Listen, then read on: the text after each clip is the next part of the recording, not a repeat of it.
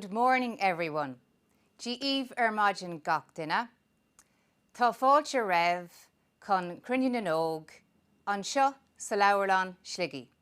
You're all very welcome to Sligo Libraries Cruinniú celebrations today, Saturday the 12th of June. My name is Orla McSharry and I'm going to be your host for this jam-packed morning full of wonderful events. So, what exactly is Cruinniú? We are so privileged here in Ireland that we are the only country that have a national day to celebrate creativity among our children and young people. Cruinniú is a flagship initiative of Creative Ireland's programme Creative Youth Plan in order to enable the creative progress in our young people. So, when did this wonderful celebration begin? Well, it all started 4 years ago on the 23rd of June 2018 with over 500 events across the country. The following year was even more of a success with over 750 events, fun, free, creative events. In partnership with 31 local authorities and with RTE support, hundreds of parents, families and children partook in lots of events, fun, free, creative events. In 2020, because of the COVID-19 pandemic, Sligo Library moved their planned celebrations online. And this year's format will be the same, live on the library Facebook page, with lots of offerings, and also pre-booked Zoom events will be running all throughout the morning. This year, the library weaved the theme of climate and natural environment into today's celebrations. Our young people have shown tremendous appreciation and understanding for the need for climate change and our natural environment. With the days and evenings finally getting longer and brighter, we're all dying to get out there. And we're so lucky here with all the natural beauty that's in the surrounding area in the northwest and especially in Sligo. We hope that today's workshops will be an addition and a refocus for you on our natural surroundings and give you an extra appreciation and inspire you to use natural materials in your creations when you're out exploring with your families. I'll be going over what's coming up over the course of the morning in a few moments, but first we have a few words from our Cathaoirleach of Sligo County Council, Councillor Dara Mulvey. Good morning, everyone. You are all very welcome to Sligo Libraries' Facebook page as we all celebrate this year's Cruinniú. There are plenty of fun activities and competitions from all age groups to participate and enjoy. We hope you like what's in store and have a great time over the course of the morning. Take care from everyone here at Sligo County Council. All right, so what have we got in store for you this morning? Well, first up we have Stories of Fairy Folk with Jay Ryan. Next, Exploring Science with Dr. Mary Heneghan. Crafts inspired by the sea with Sinéad O'Hanlon. Then we have an Ocean Art and Crafts with Linda Fahrlin.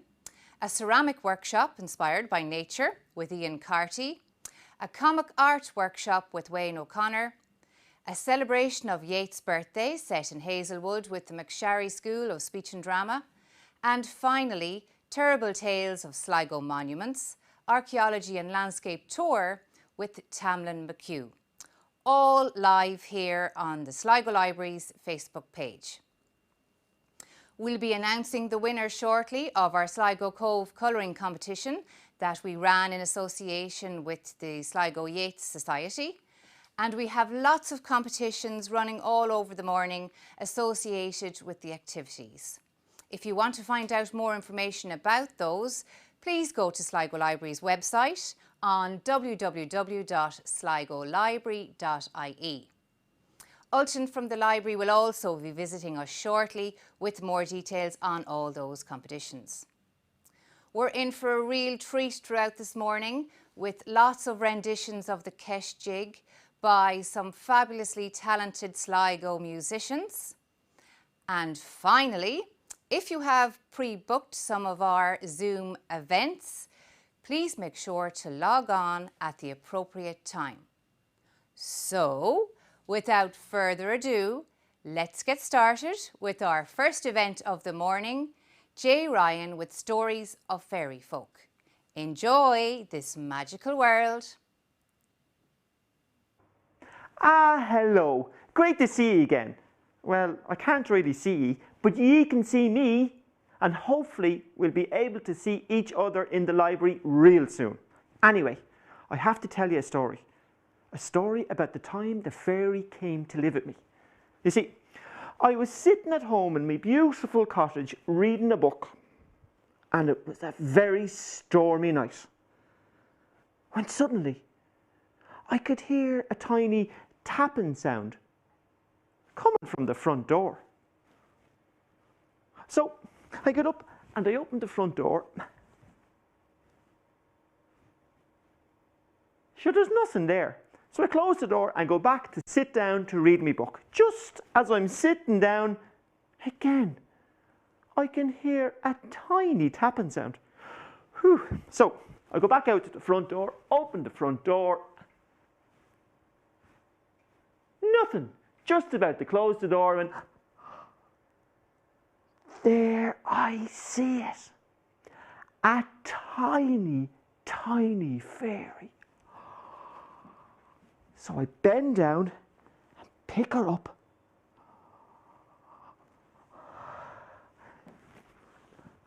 And I bring her in.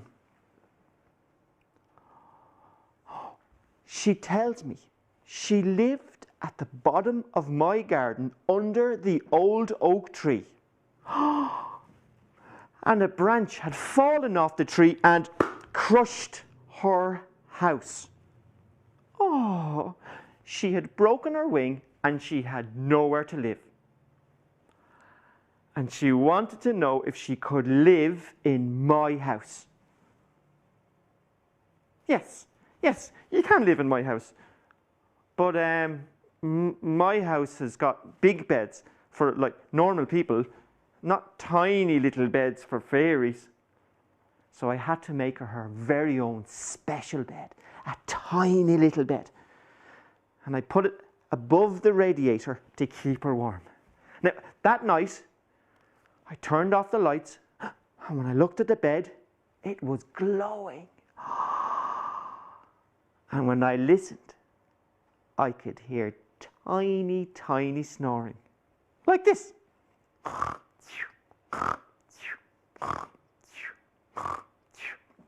Now, the following morning, I'm up bright and early to do one thing I love doing, which is read books. So there I am, sitting there reading my book. It's a funny book. When from the corner of my eye, I spot the fairy and she's walking towards me. She jumps up on my knee and she's looking at me. Yes, fairy, I say to her. And she says,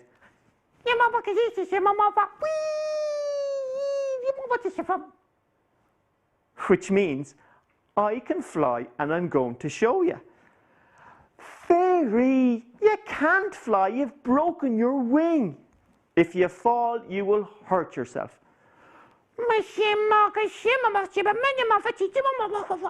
She says, which means, I will not fall and hurt myself. And she continues walking up, up, up, up, up onto my shoulder, and eventually she reaches the top of my head. And she goes, wee, wee, wee, wee, and she starts to fall. Wee,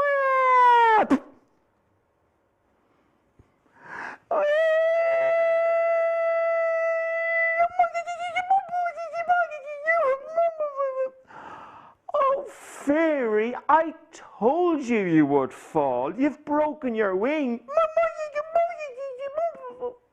Oh, fairy, it is not my fault.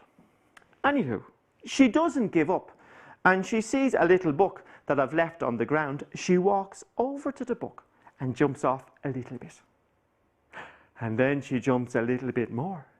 And then she starts to get better, and eventually she's jumping more and more until eventually she's flying around the whole room. Now, the following morning, again, I'm up bright and early to do the one thing I do every week.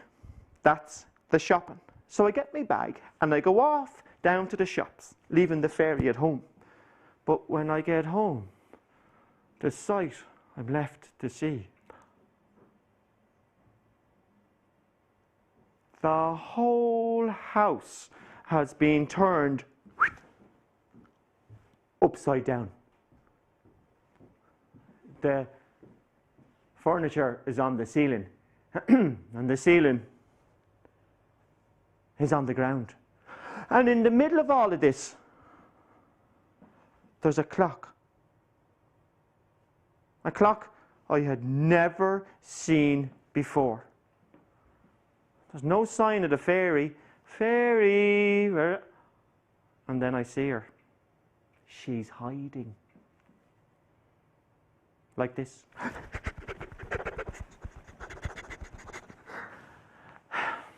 Fairy, what happened here?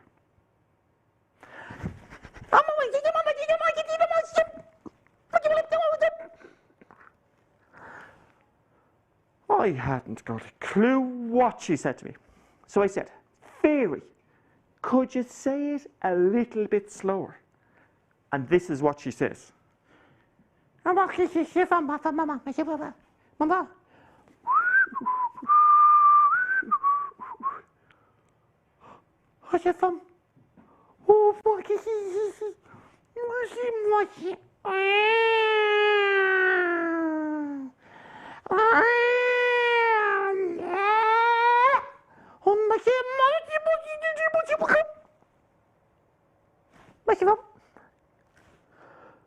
So, what happened was, when I went off to do the shopping, the cat came in, and the cat was jealous of the fairy. And she saw the fairy, and she was just about to jump on the fairy when the fairy turned around, turned the cat even into a clock, and turned the whole room upside down. Okay, good. Now, fairy, can you do me a favour? Can you turn the room the right way around? No, I will not. But fairy, I can't live like this. How am I expected to sit on a seat that's stuck to the ceiling? Look, the ceiling's on the ground. Can you please turn it around? Please. Not in a million years. Oh, fairy. But eventually, I convinced her to turn the room the right way around. But she wouldn't turn the cat back into a cat. And I didn't have a cat. I had a clock. But as the days went by, I was feeling a little bit sad and a bit lonely because I missed my cat.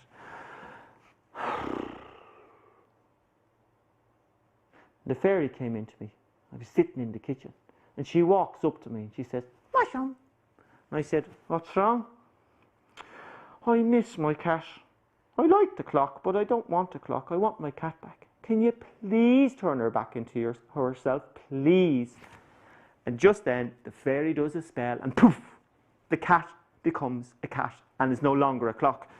She walks into the room, and she goes, "Meow, bong, bong, bong," like a clock. We had a great laugh. Now, that night, I go to bed early, and I'm sound asleep, like this. Not a whisper out of me. Nothing. When suddenly, I'm awakened by a the whole house is shaking.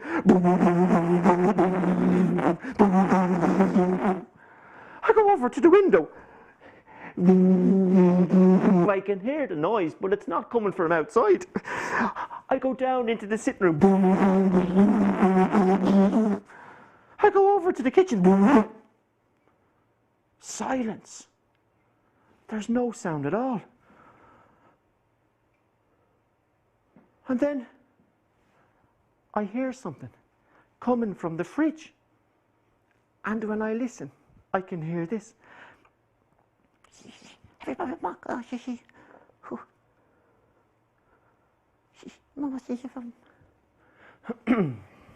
So, I go over to the fridge door and open it.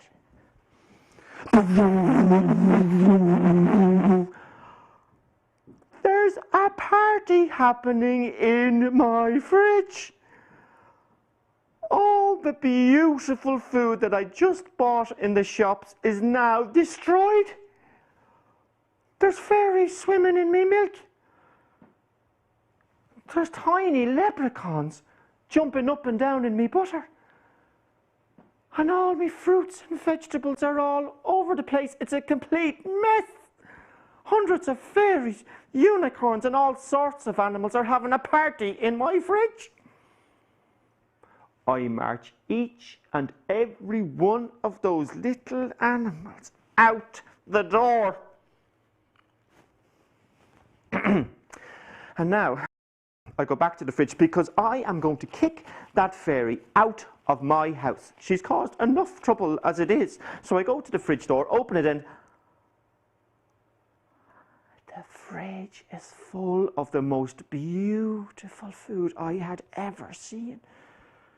There's organic vegetables. There's beautiful milks and cheeses and all sorts of different things. And in the middle of all of this is the fairy. And she's sitting on a cake. And she looks at me. And she says, "Shamabuff," which means sorry. "What happened here, fairy?" She said, "It's my birthday." "How old are you?" "Yes." 998 years old. All right, so I close the fridge door. "Good night, fairy, and happy birthday." And I go off to bed. Now, the following morning, I get up bright and early again, because I'm always up bright and early. But this time to do the one job I do every couple of months, the washing up. So, I fill the sink with water. And I go off and I get all the cups and the saucers and the plates and the knives and the forks and everything. But as I'm coming back, I look into the sink, which is full of water, and I see something. The fairy. She's sitting beside the sink, like this, on a deck chair. She thinks she's on her summer holidays, and she's having a great time. Now, I don't know about you, but when you go to the beach, I always see waves. So I put my hand in to make some waves in the water to make her feel better. And it's beautiful. And when I take my finger out, there's a tiny shark eating it. "Oh, fairy, what have you done?" She's only gone and filled my sink with tiny sharks. She thinks they're cute. "Fairy, get those sharks out of my sink," I say to her. And she fills the whole kitchen with water. I'm swimming around my own kitchen. And behind me is an enormous shark, and he's just about to eat me. When I go, "I don't want to see him, I'm a shark." And when I look up, there's no shark. And the kitchen is bone dry. In fact, the fairy is sitting there looking at me. And I realised something, boys and girls. I like having the fairy living with me. She's lovely. But I don't think I can live with a fairy. She's causing all this trouble. Now, I know she doesn't mean to. So I think of a plan. And I come up with a great plan. I build her her own house. Then she can come and go as she pleases. And I don't have to come home to sharks in the sink or upside down sitting rooms or birthdays in my fridge. And she lives now at the bottom of my garden. Thank you very much, boys and girls, and hopefully we will see you soon.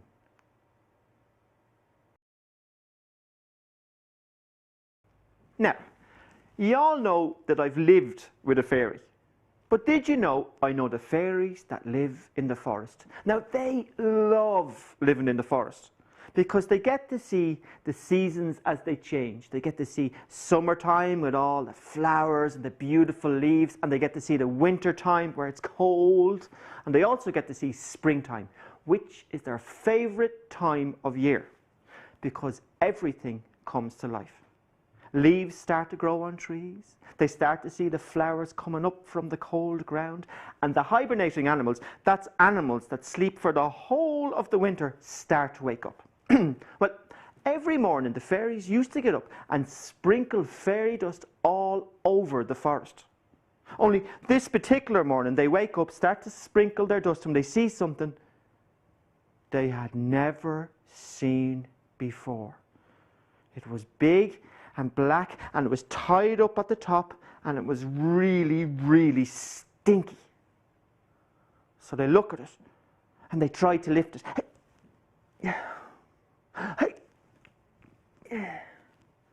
But it's too heavy. So they decide they'll sprinkle some magic dust on it. But nothing happens. So they just leave it there. A few minutes later, the hedgehog wakes up from his long, long winter sleep. And he is starving. So he gets himself out and slowly starts to look around for some food. When he sees the black bag, he walks over to it and gives it a smell. Ooh, doesn't smell very nice. And as he's walking away from it, one of his spines on his back tear the plastic bag, and all the rubbish that's in the bag pours on top of him.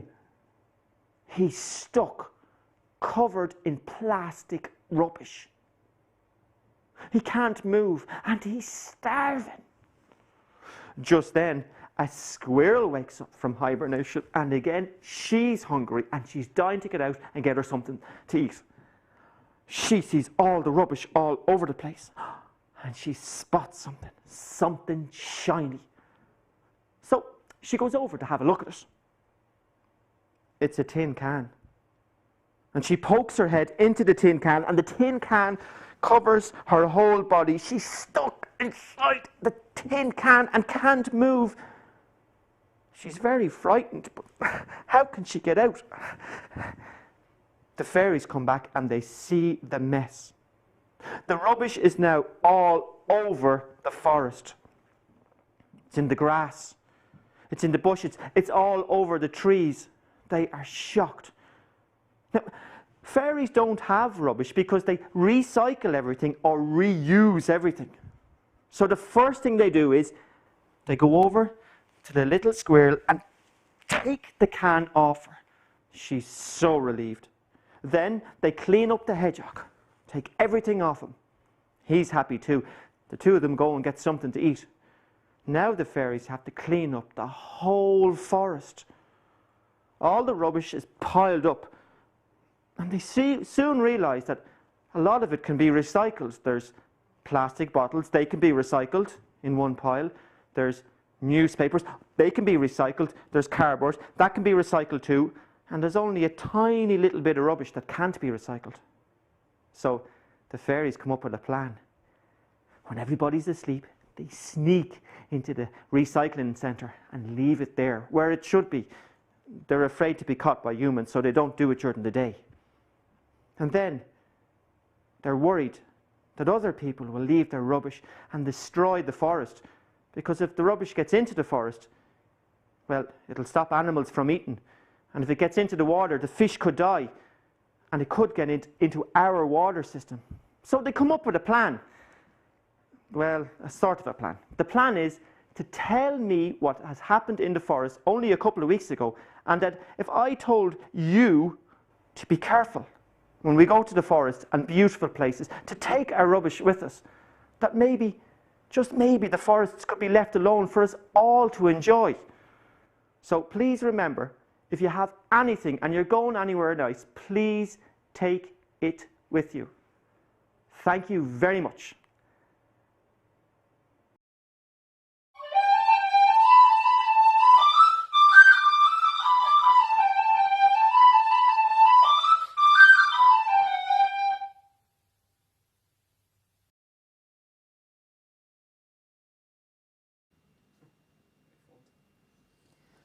Well, that was fun.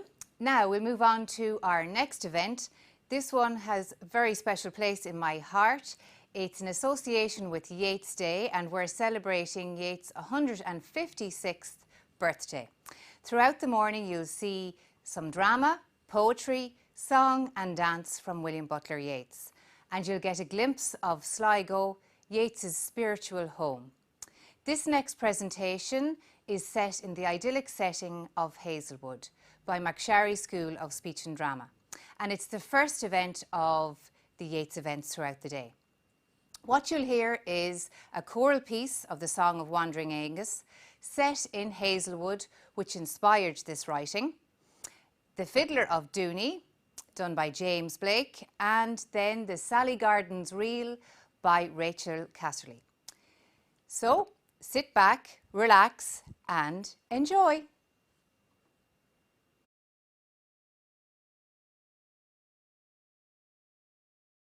The Song of Wandering Aengus by William Butler Yeats. I went out to the hazelwood because a fire was in my head, and cut and peeled a hazel wand, and hooked a berry to a thread. And when white moths were on the wing, and moth-like stars were flickering out, I dropped a berry in a stream and caught a little silver trout. When I had laid it on the floor, I went to blow the fire flame. But something rustled on the floor, and someone called me by my name. It had become a glimmering girl with an apple blossom in her hair, who called me by my name and ran and faded through the brightening air. Though I am old with wandering through hollow lands and hilly lands, I will find out where she is gone and kiss her lips, and take her hand and walk among long dappled grass, and pluck till time and times are done the silver apples of the moon, the golden apples of the sun. The Fiddler of Dooney by William Butler Yeats. When I play my fiddle in Dooney, folk dance like the wave of the sea. My cousin is priest in Kilvarnet, my brother a Maher boy. I passed my brother and cousin, who read in their books of prayer. I read in my books the songs that I bought at the Sligo Fair. When we come at the end of time to Peter sitting in state, he will smile on the old three spirits, but call me first through the gate. For the good are always the merry, saved by an evil chance, and the merry love the fiddle, and the merry love to dance. And when the folk there spy me, they will all come up to me with, here's the Fiddler of Dooney, and dance like the wave of the sea.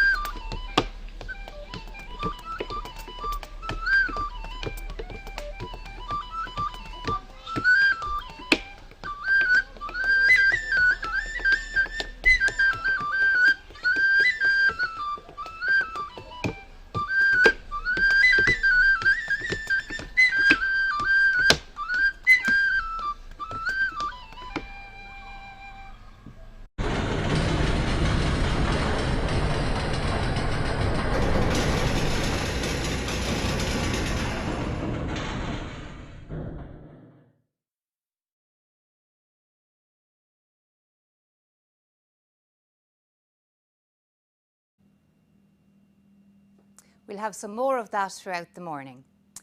Please feel free to put up any comments that you'd like to share on the Sligo Libraries Facebook page.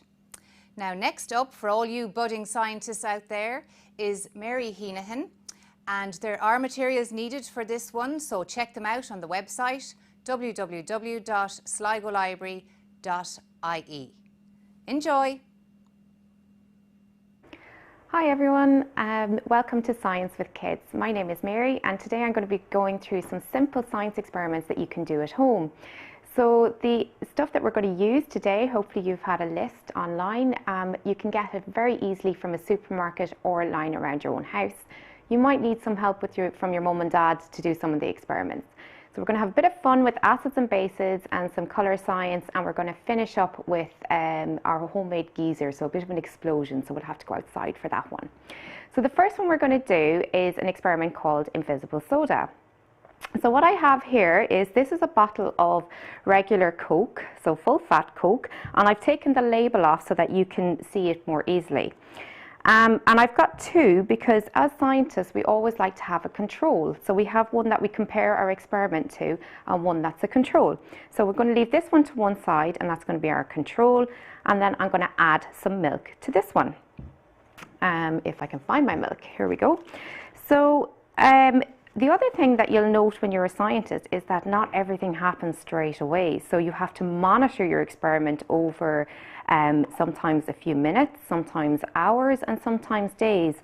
So this experiment's going to happen, something will happen straight away, chemical reaction will happen straight away, but we'll also have to monitor it over maybe one day. So you can look at it every hour.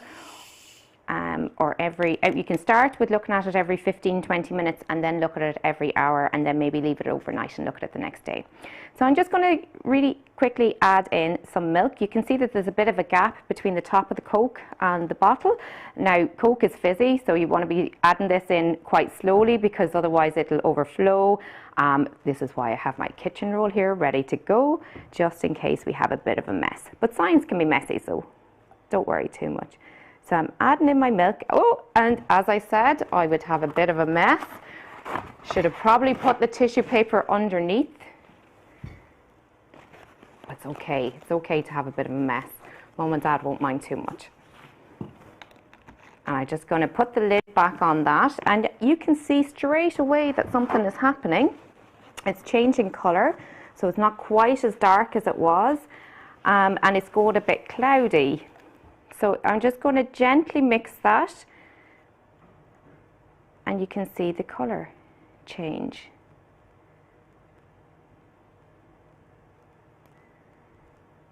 So it's gone all cloudy and looks a bit rotten. I don't think I'd like to drink that very much right now. But we're going to leave that to one side and we're going to see what happens over a bit of time.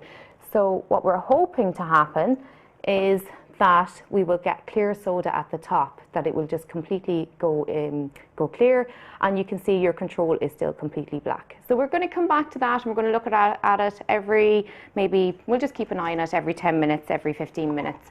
And then I have one that I prepared for you earlier that I can show you at the end. So that's our first really simple experiment. I would put that to one side and I would look at it and I would maybe write down what you observe every 15 minutes, and then after an hour maybe change it to every hour or every 2 hours, and then look at it after a day or 2 days and see what you think is happening. We'll come back to that again in a little bit. Okay, so the next experiment I'm going to do is called floating letters. So I have some sweeties here, they're M&Ms. And you can try it with the normal M&Ms or the peanut M&Ms, it's up to you really. I found that the normal M&Ms, I can see it a little bit easier, but I did try it with both of them. And what I've done is I've picked out a few that I can really see the letter on the front of them. So when you go through the packet of M&Ms, you'll find sometimes the letters aren't that clear on them. So it's important to pick ones that you have the letters are really, really clear on them. And it just means that you're allowed to eat the other ones. So I'm just going to place them in. I have a nice tall beaker here. So I'm going to place them in. My hands are a bit sticky after the Coke, but we won't worry too much about that. So I've got a few of them here. Actually, that green one isn't very isn't very visible. So I'm going to just put them in the bottom of a beaker. Now you can use a glass. I used a glass at home when I did this. And I'm going to pour in some room temperature water. So again, this experiment is going to take a little time to happen. We're going to pour in the water. I'm trying not to disturb the M&Ms at the bottom because I want the M's to be facing up towards the top.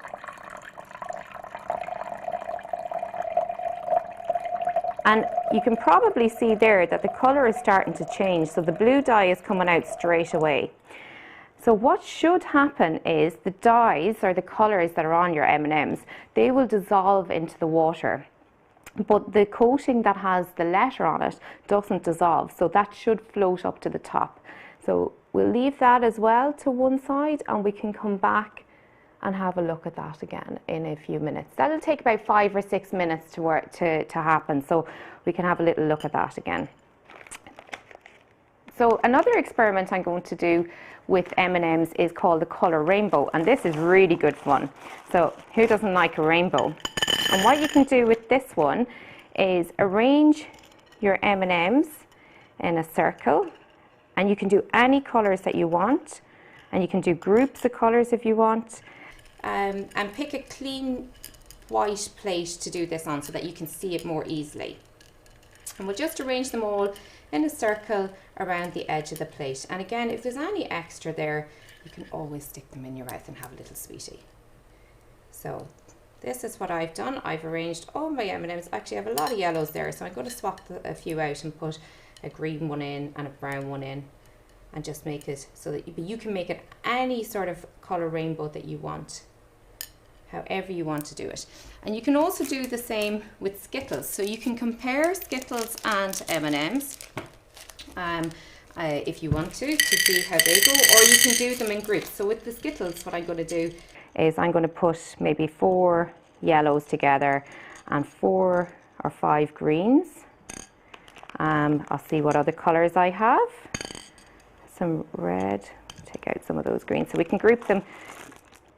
Just goes to show that they don't give you an equal amount of coloured sweeties in the packet when you buy them, although the packet was open, so I might have sneakily had a few.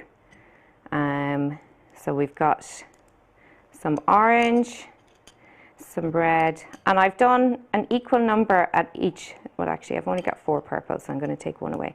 So I put 4 green, 4 orange, 4 red and 4 yellow. So these are going to be similar experiments, but you can also compare the sweets if you want to do it in the circle around. You can see which works better, the Skittles or the M&Ms. And again, this is a very simple experiment. We're going to pour some water into the center of the plates. I'm going to set them up here so that I don't have to move them again, and it'll take maybe about 5 or 6 minutes, so you can watch what happens over 5 or 6 minutes. And I'm going to pour some room temperature water, so not straight out of the tap. It'll take a bit longer if you do it straight out of the tap, but you don't want boiling water either, so room temperature water. And again, I'm going to be quite careful with how I pour it in because I don't want to disturb my nice circle rainbow.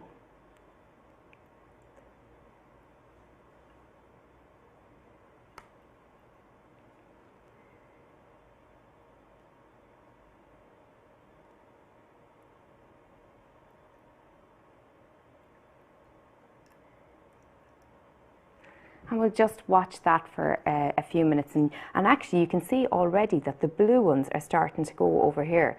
So there's a couple of different things that you can monitor on this as a scientist. You can see first of all which dyes move faster, and then you can compare the different types of sweeties as well. So you can see all the colours are starting to move into the centre. So that'll take a few minutes to completely get to the centre, but it's already starting to make this beautiful rainbow colour. And actually these two aren't, because they're not actually touching the water. So I'm just going to move them into the water there like that. And you can see, look, it's really, really pretty colours moving in there. And what's really interesting with this is you can see with the M&Ms, because they're all lined up and touching each other, that the colours aren't mixing. So the colours are moving into the centre of the plate, but they're not actually mixing together. And if you were to get food dye and you put a yellow food dye and a red food dye together, they would mix and you would get the colour orange. But these dyes aren't mixing. So this is, it's very unusual, I suppose. And you can see the same thing is happening as well with the Skittles one. The colours are moving into the centre, but they're not actually mixing together. So it makes a really, really nice coloured rainbow effect. And the reason they're not mixing is because the sweets are made of sugar. And there's different amounts of sugar dissolving, so it makes the colour that's moving into the water, it makes it, there's different densities, so they're heavier. So they won't mix with each other. But it's pretty cool. I've actually shaken the table a little bit, so you can see I've actually made some nice kind of swirly colours here going on as well, kind of swirly effect. And then the Skittles one are nearly fully into the centre now. But you can see it's there's like clear divides between the colours there as well. So you can have some really good fun with colour and sweeties. Let's have a little look and see. Can't see any M's coming off yet. And if we look back at our Coke bottle again, you can see that it's really starting to settle out. So you can see it's getting really cloudy and clumpy. And these clumpy bits are getting heavier. So there's acid in our Coke, and it's reacted with the calcium that's in our milk. So you know when we drink milk, we get calcium and it helps make our bones nice and strong. Well, that calcium has reacted with the acid in our Coke, so it's a nice chemical reaction, and it's caused these clumps to form, and these are quite heavy, so over time they will settle out, and eventually all this brown cloudiness will settle out and it'll become completely clear. We'll have a look at that again in a few minutes. So that brings me on to talk to you about acids and bases. So you may have heard of acid, or maybe not so much bases, but acids and bases are all around us. So lots of things that we eat are acid, or there's things that we eat that are basic as well. Lots of things that we use every day, like washing powder or soap, they can be bases. So if you drink some orange juice, or you drink or you tasted some vinegar or some lemon juice, the kind of tangy taste that you get off those is what is caused by an acid. When you wash your hands, that soapy feeling that you feel from using the soap is actually because it's a base. So we have a thing that scientists call the pH scale, and I've done a little picture of it here for you. And this is basically a measure of how acidic or how basic something is. So it's a bit like a ruler. So I brought a ruler along to show you as well. It's a bit like a ruler, and it'll tell you how acidic or how basic something is. So on one end over here in the red end, we've got our acid. So this is like a really, really strong acid. And would be quite dangerous. And then on the other side of it over here, right down to the pink, we've got a really, really strong base. So things that we would use at home, like drain cleaner, I know you guys wouldn't be using that, but maybe your mum or dad would be using it, that would be our base. And in the middle we have green, and green is number 7. So the scale for the pH is from 0 to 14. And at number 7 we have water. So this is neutral. So when we say it's neutral, it means it's not an acid and it's not a base. And we can make something called a pH indicator, and this will tell us if something is an acid or a base. So I'm going to show you how to make a simple pH indicator today, and then you can use it to go around your house and find different things, get your mum or dad to help, and you can test and find out if it's an acid or a base. So a natural pH indicator is red cabbage. So I don't know if any of you will like eating red cabbage, but this is what it looks like. So very good for you, very healthy. So if you're doing this experiment, you should say to your mum and dad that you want a red cabbage, and also they should plan something nice to eat for their dinner that involves red cabbage. So all I'm going to do is cut a little bit. You will need help with this. Cut a little bit of red cabbage off. Do maybe a bit more than that.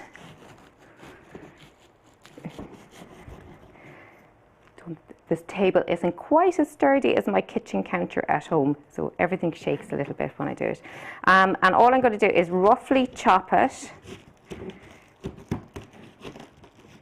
into this, like a cookery show now. Lots of science in cooking, in baking and different things, so I'm going to go hand in hand. But I'm just carefully cutting it into smaller chunks, and then I'm going to put it into the blender. Just move some stuff out of the way here. And I'm going to add some water to it. And what should happen is you get this lovely purple colour coming out of it. So you can see that it's really, really dark purple, the cabbage is. So it's a nice dark purpley colour. And when I put water into that and I blitz it all up, the water will turn purple. So I'm going to put a little bit of water in. And it doesn't really matter how much water you put in because it will still work. In fact, if you have a little bit more water in, it's a bit more dilute, it works a little bit better.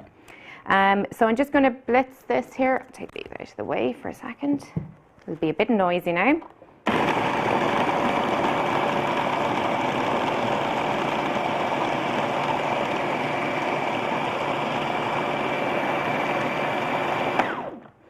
Now, so you can probably see that that's got lots of clumps of cabbage in it.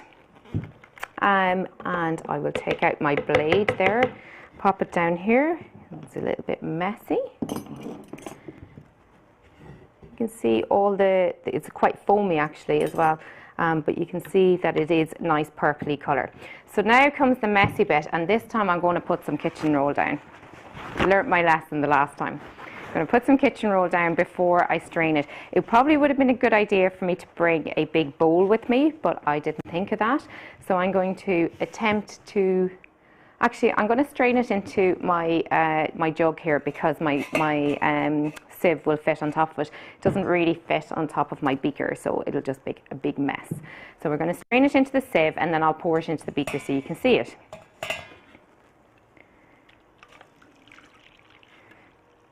So you'll definitely want a little bit of help from Mum and Dad with this.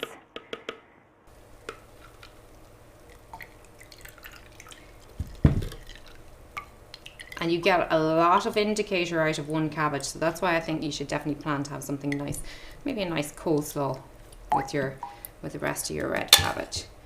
Okay, so just put that back in there out of the mess.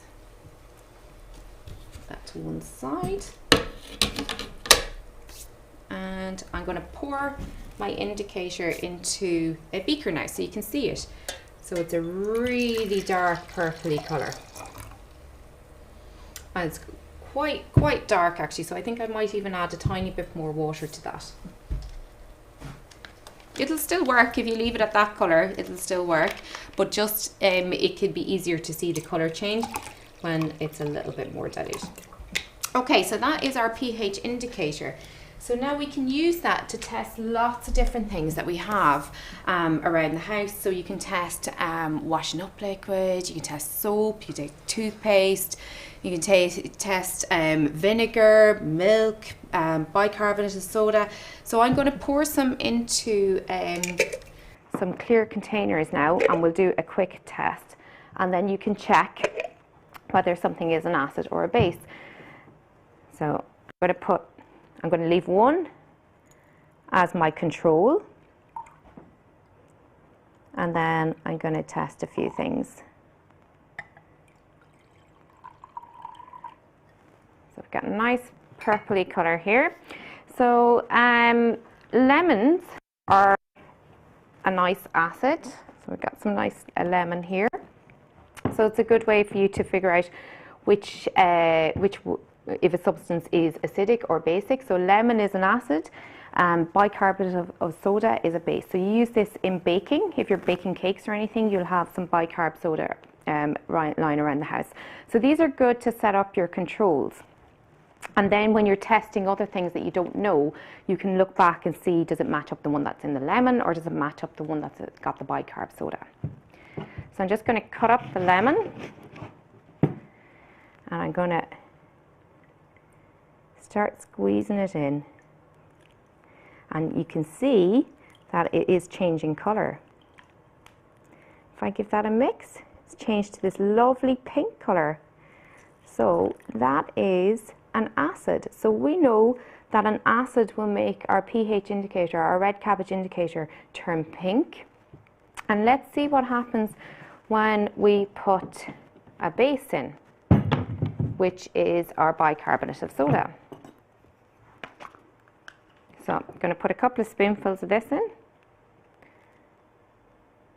So again, if you ever do any baking, and you can start to see it's changing colour and it's starting to go blue. So I'll put a little bit more in and see. So now we have our controls. So we know that if we add an acid to the pH indicator, it'll turn pink, and if we add a base to it, it'll turn blue. So you can have great fun going around your house and picking up different things and testing them. So again, if I wanted to add in vinegar into this into my beaker here, we're hoping with the vinegar it should turn pink, and it is. So you can see. So you can make lots and lots of indicator, and as long as you have a clear jar, you can go around and pick up different things. So I would test toothpaste, washing liquid, soap, vinegar, anything that you want to try, anything in your fridge, you can pick it up and pop it in and just see if it's an acid or a base. So it's a really simple experiment, but lovely. You can get some lovely colours as well out of that. Okay, so let's have another wee look at our Coke. You can start to see that it's settling out here. I'm going to show you one that I set up last week, and that's what we're hoping it'll end up as. So this is our control, and that's it after 3 days. So that one's been left for 3 days. I don't think I'd really fancy drinking it, but you can see that all of the solids have now settled down to the bottom because they're denser. And this is what it looks like after maybe 20 minutes, I suppose we're running at now. You can see it there after 20 minutes. So you do need to kind of watch that over the next couple of days, but it may be, and you can write down what your observations are. But it's pretty cool. You've just made invisible soda. So I'm just looking at the M&Ms now, and I'm finding it very difficult to see the letters. So this experiment hasn't worked that well for us, but it worked for me at home. So you can try it a few times, and you know, some experiments just don't always work, and that's the way that's the way things work for scientists. Yeah, it definitely worked for me at home. So it's not working today. But you can still try that, and you can try it a couple of times. I would say maybe set up a few different containers with it. And you can see our colour rainbow is completely finished now as well.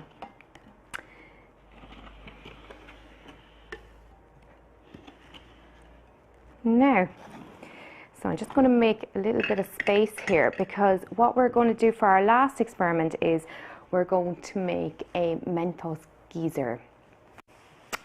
Or some people call it the rocket. So it's a big explosion. So we're going to have to go outside for this one. Now there's a few things you can do with this. There's a few things that you can test and try different things at home with it. We're going to use some Diet Coke. I'm going to take the label off so that you can see it a bit easier. I have the scissors here.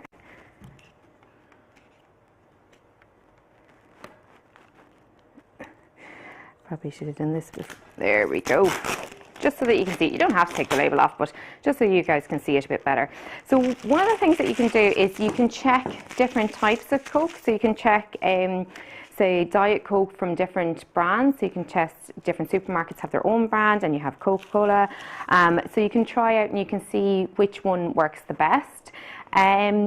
It doesn't work with full fat Coke, so you need to use Diet Coke, and the reason for that is there's no sugar in the Diet Coke. So what gives sodas, any soda, its fizz, is a substance called, a gas called carbon dioxide. And we're going to add some sweets to it. So we're going to add these sweets called Mentos. And the reason we're picking Mentos is, I'm going to open this and show you what they look like. You're going to need the whole packet. You're going to need one full packet per bottle of Coke that you use. So this is what a Mentos sweet looks like, and when you're looking at it, it looks like it's really smooth and really, you know, there's no bumps on it. But actually, this sweet is covered with tiny, tiny little bumps or dents in it. And it's also quite heavy. So if you drop that into the Coke, it'll drop to the bottom of the Coke. So there are two things that are really important in this experiment. One, that it's heavy and it'll drop right down to the bottom of the Coke, and two, that it's covered with lots and lots of dents. And if you've ever done the dancing raisins experiment, which is quite cool to do at home as well, and that experiment is you just take a beaker of clear soda, so something like 7-Up, or fizzy water will work as well, a glass or a beaker, and you pop some raisins in. You'll see that they'll drop to the bottom first because they're heavier, but then they'll start to float to the top, and then they'll drop down again, and we call them dancing raisins.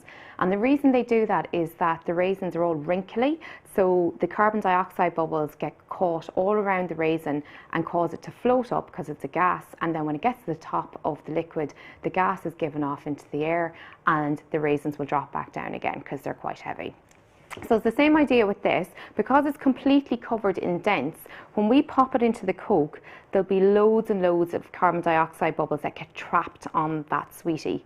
But we're going to use a whole packet of sweeties, and those carbon dioxide bubbles, the pressure will build up and cause it to explode out of the Coke bottle.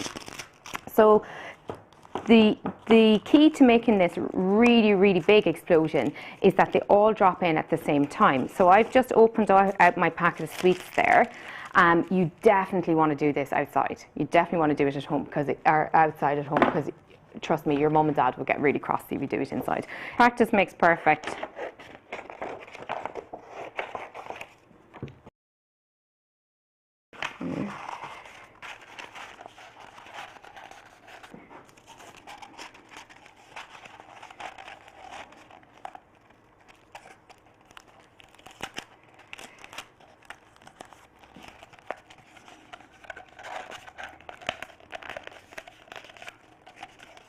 Okay. Right, so it's not the best tube in the world, but it will do. And I'm going to get a toothpick.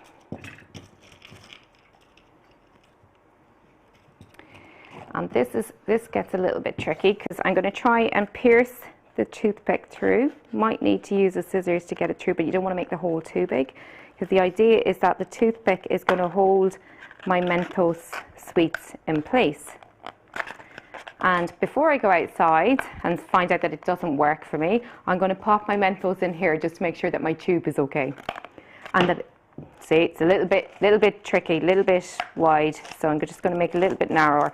I don't want my Mentos sweets to fall through straight away, because I'm going to remove that toothpick, and that's going to be the trigger for our explosion, because that's going to allow all of the sweeties to drop through.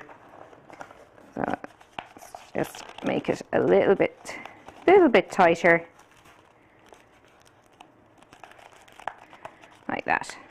Oh dear, I'm really not doing very well with that.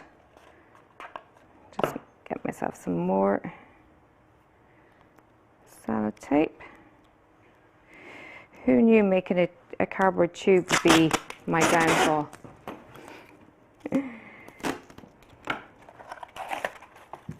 But this is why you should check it beforehand.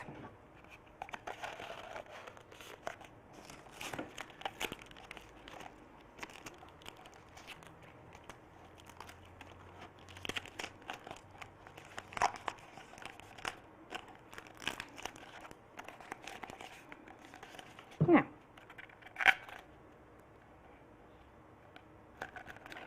I'd say you may need to get a bit of help from mum or dad with this, because unless you have really sharp toothpicks, it can take a little bit of forcing through. Now that tube looks a little bit better, and all my Mentos are fitting in really, really well.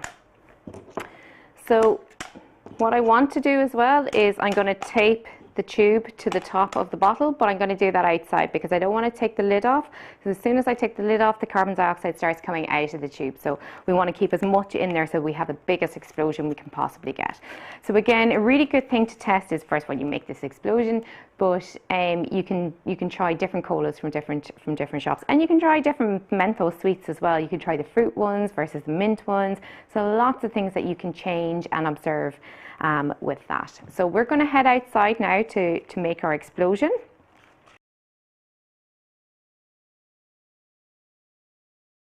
So I've got my tube with my Mentos here and my toothpick, and I'm going to tape it to the top of the bottle.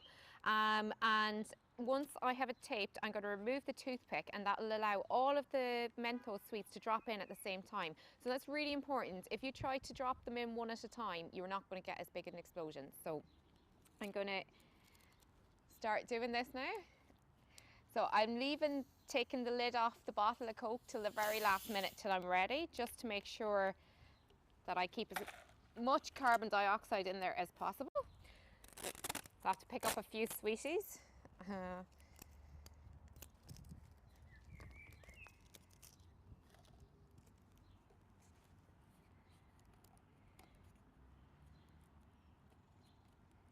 Actually, I don't even need to tape it, it's just going to sit there like that. So I'm going to clear this stuff out of the way.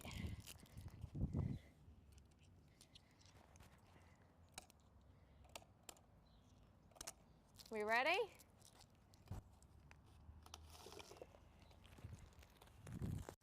Woohoo!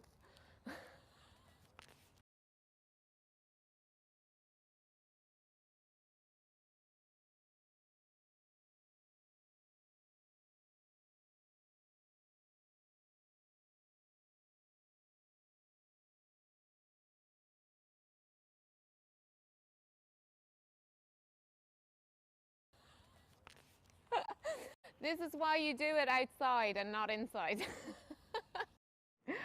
Hey guys, thanks so much for watching. What a great explosion we just had there. Amazing, so much fun.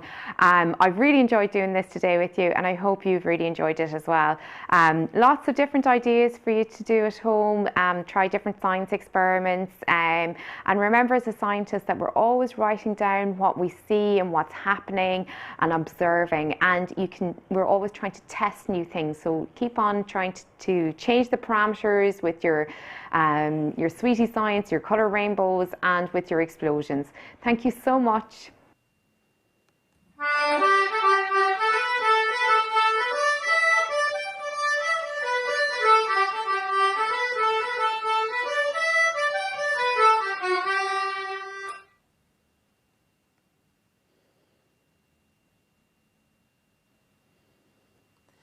I'm delighted to have Ultan here with me now, and I believe, Ultan, you're going to tell us a little bit more about the competitions. Yeah, thanks, Orla. Yeah. Good morning, everyone. Hope you're enjoying the event so far. I'm obviously here to talk about a few competitions we're running. The first competition that we're going to talk about is our treasure map colouring competition that we ran in the last few weeks. We were inundated with entries, so thanks very much for entering. It was fantastic to get them all in. We ran it in conjunction with the Yeats Society Sligo as a link for Yeats Day. Obviously Yeats Day is tomorrow, but we're running Yeats events as well today. A bit of background, Jack and W.B. Yeats were obviously living in Sligo in the 19th century, and as children they were very involved down at the sea, and they loved watching the boats come in. Inspired some of Jack's paintings in later years, but as a young fella, Jack also did a lot of pirate maps. So we decided to create our own treasure map for our competition. So we sent it out to all the schools. Like I say, we got loads of entries in. We asked the schools to mark X marks the spot on our map, as well as colouring it in so that they could dictate where the treasure was. We decided ourselves the treasure will be at Yeats's grave. So all of the colouring competitions that came in with X on the bright place, we were then able to divvy them down, and our judging panel were able to pick out the winners. So it was hard going. The standard was very, very high, but we finally got down to 3 winners. So each of these winners are going to win a €40 one for all gift voucher.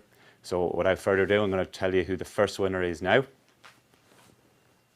And it is Aisling McGowan from Rockfield National School, age 5. Well done, Aisling, that's fantastic. We're going to send out a €40 gift voucher to your school. You'll be able to pick it up from your secretary or principal. Our second winner, who's age 8, who was in the 6 to 8 category, is Lana McMorrow from McCormick National School.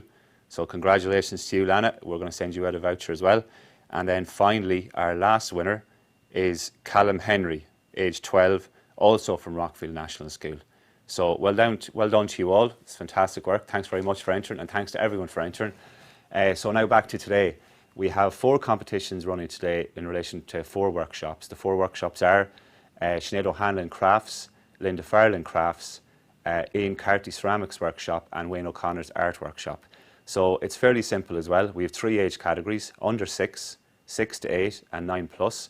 We want you to watch the workshops, send us in a piece of art or sculpture that's one you've been inspired by watching them. Make sure to send them to us via Facebook Messenger only, please. You'll have to ask your parent or guardian for permission to use their phone. Take a photograph of your piece of work and send it in to us.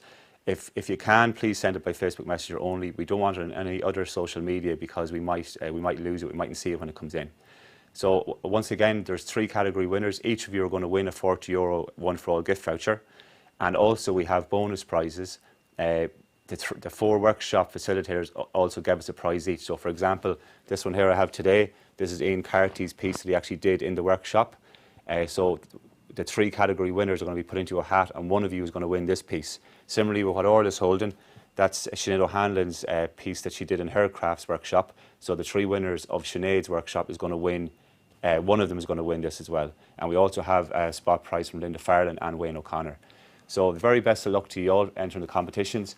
If you want any more details, you can go onto our website, sligolibrary.ie/Cruinniú 2021. You'll find all the materials that you need on that website page, and also all the rules of the competitions as well. Closing date for all the competitions is Wednesday the 23rd of June, so wish you all the very best of luck. Thank you very much, Ultan. There's lots of competitions in store, so get creating. And our next event now is Sinéad O'Hanlon with her Craft Inspired by the Sea workshop, a scavenger inspired workshop. There are materials needed again for this one, but they're all on the website. So if you go to www.sligolibrary.ie, you'll find it there, and also information about the competition. Also, just to flag that there's a Zoom Buzz Kit workshop starting at 10:45. So get creating, you could be in a chance to win this fabulous prize. Enjoy! Welcome to my craft workshop for Cruinniú. Today I'm taking inspiration from the sea and the local beaches here in Sligo. So I've been gathering some beautiful seashells at the local beaches when I've been out for a walk to create these frames made from seashells. So I have a variety of different shells here, and now I'm going to run through the materials that we're going to use today for today's craft. The materials we'll be using today are seashells from our local beaches. So I have a variety of different sizes and shapes, and anything that I seen that I thought was beautiful, I collected. Obviously, I always go for the shells that are unbroken and are smooth. The next thing we'll be using is picture frame. So I always go with a nice natural wooden frame, and I take the glass out, of course, for the kids for safety. We will be using some kids safe grout, which is great to place on top of the frame and to hold all the shells and pearls and beads in place. You mix this with water to create a nice texture. Then we'll be using some beads. I'm going for pearls, of course, inspired by the sea, and some little mini shells. And also I collected some sand at the beach, and I brought it home and I washed it all, along with washing all the shells, and then I added some beautiful glitter, gold and silver, and there's a little bit of blue in there as well, just to create a little bit of sparkle, and it gives a lovely texture. So they are the main materials that we'll be using today. So what I'm going to start with is showing you the variety of shells and the finishes that I've created on them. So I've just painted some of them in different colours. I've gone for some gold metallic, and I've added some glitter paint as well. I've painted some of them blue, and then put a little bit of PVA glue on top of them for a little bit of a shine, and some glitter glue, and some nice little beads here on this one. So they are the variety of shells, and now I'm going to get started. So I've already made a good start here, just so that you can see the process clearly. Obviously these are all made by myself, so they're the adult version, but it's definitely lovely to see how children create their own, and they can add all their own colours and textures. So this is the grout, and I've already pre-mixed it here for today, and now I'm going to get started. So I get a nice amount of grout and start placing it on top of the picture frame. Now this picture frame was plain wood, but I actually just went over it with a little bit of paint just to give it that kind of washed out, brought in from the sea washed out effect. So I'm just going to place the grout all along the surface, and you know, I'm quite generous with it. The kids really love this because, you know, anything that's a little bit textury and kind of fun for them to create with. And just keep going along the surface there. I tend to have a little towel with me and maybe like a little wet cloth as well, just for kind of wiping my hands as I start placing the shells and beads down. So just keep going. I'm just going to do the first layer. So if there's a lot of excess, I just start kind of wiping it with my hands for any excess around the sides, but you can tidy it all up at the end. So then I'm just going to start picking out some nice shells just to kind of add along. Just a variety of different ones. Add a little blue one here.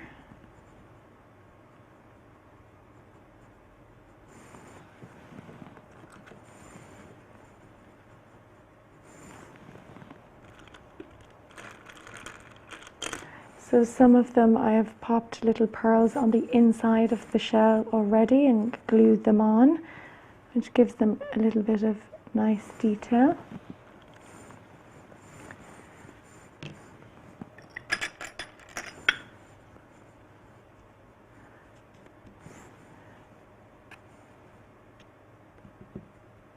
Just adding a bit of grout into anywhere around the edges there. Obviously the kids don't need to be this fussy, they can just be as free and playful and make it as fun as they want. So now I'm just put down my main kind of shells first, and then I'm just going to literally pop on some pearls. This is the fun part, where you can just experiment. And then I have these little small little shells here, which are, see, you can have it as kind of full as you want or minimum as well. It's whatever you like yourself.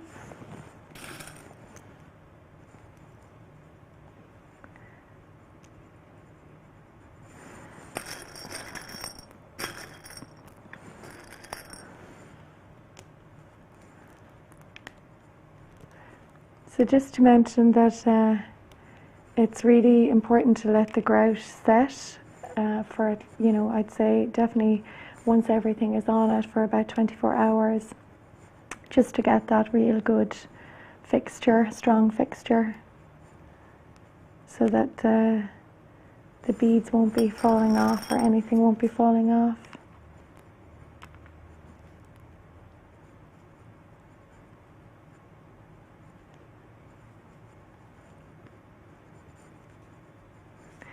So I'm kind of just going to take a look at that. It looks good.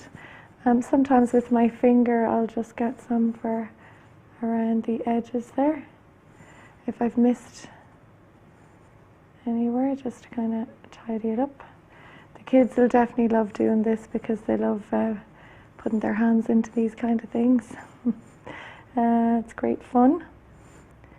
And it's good with the kids' safe grout because it's safe for them to use.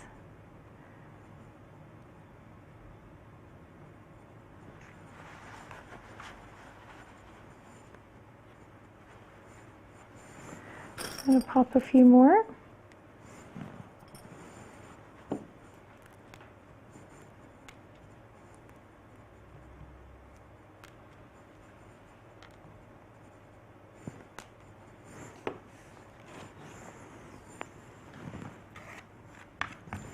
I'm going to clean it up in here in the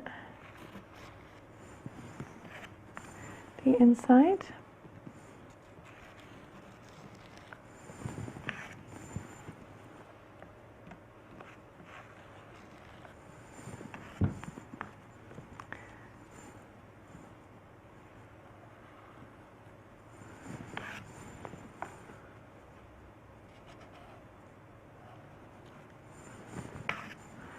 And now I'm going to just move on to this last part.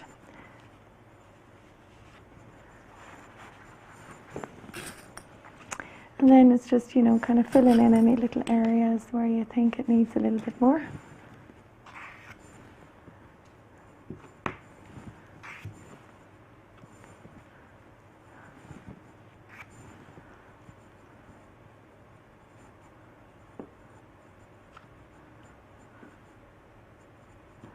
I find the little teaspoon very handy for laying out the grout. I had been using little sticks, but I find the spoon is stronger and covers more of an area.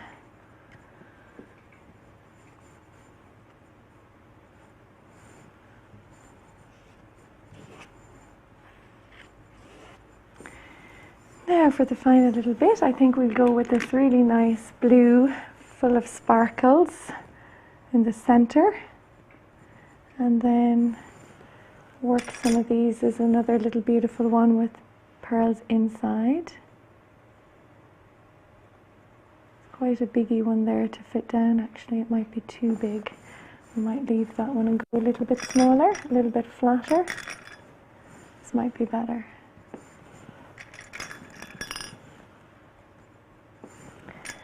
So you can have great fun decorating all the shells before putting them on. You can make it as colourful as possible.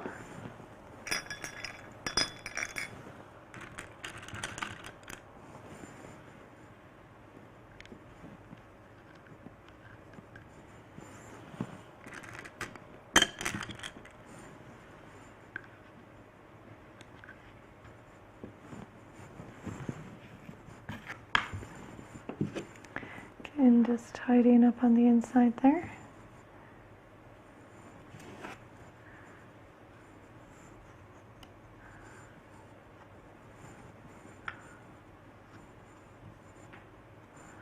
Actually, put a bit there. Sometimes for the corners it's as easy to use your fingers. It can be a little bit messy, but fun messy.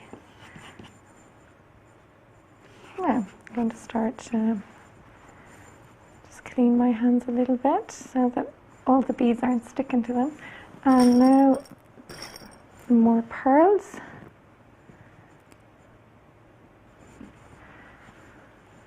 And we're soon going to get to my favourite part. And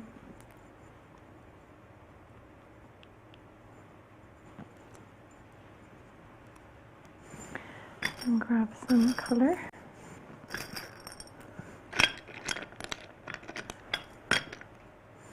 Might need a little bit of gold here somewhere. No, maybe not.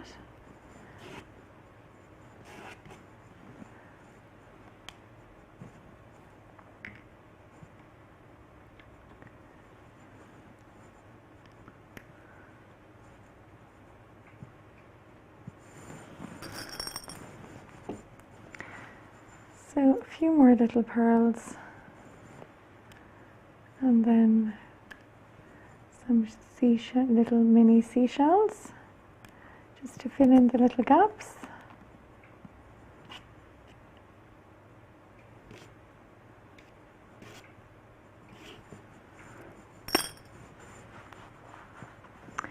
Just going to turn it around here for a second, have a look. That looks good.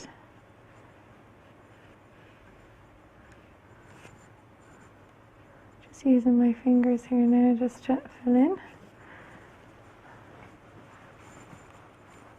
And now the small little mini shells.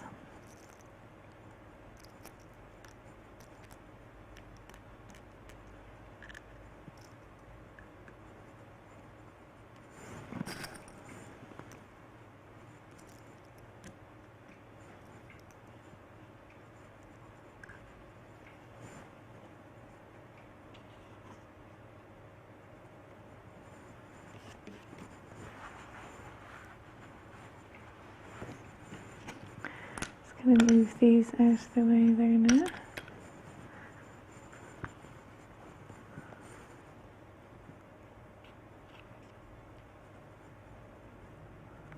So it may just need another little bit over here.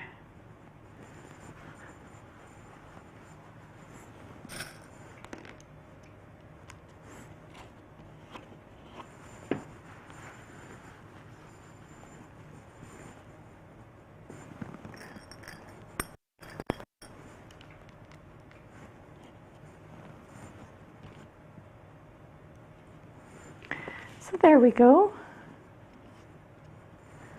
Just taking a bit of excess again. There we go.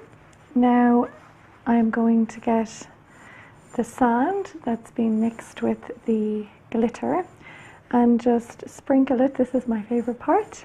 Sprinkle it all over all the little areas where you feel it might need a little bit of sparkle.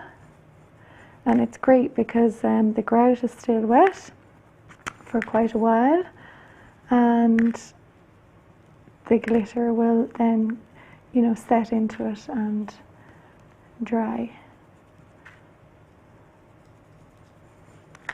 So what you can do then is, you know, if there's any little area, for instance, where you feel, you know, you might want to put a little pearl into a shell, you could always use a little bit of PVA or some glue just to kind of add a little bit in here or there if you felt like it needed a little bit of tidying up.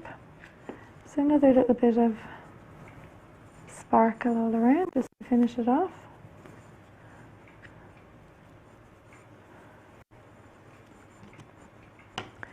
I'm going to move this out of the way just to show you.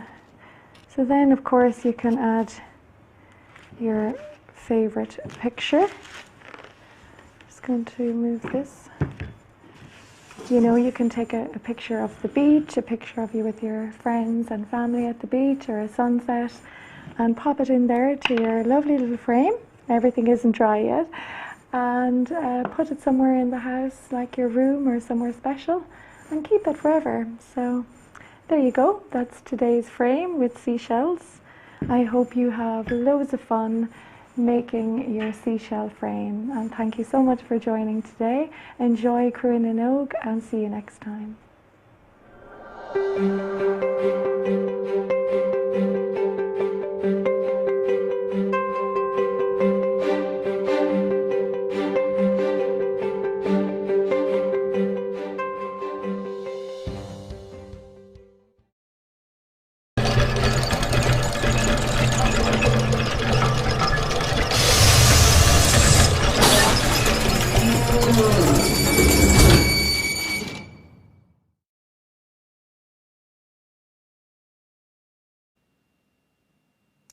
What a beautiful piece of artwork.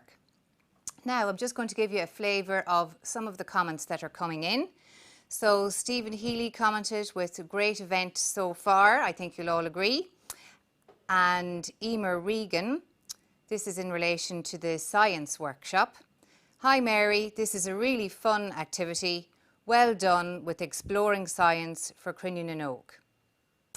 Now I'd just like to mention two birthday celebrations. A very happy birthday to Blake McNasser, aged 6, and Ronan Tancred, aged 9. Have a great birthday, guys.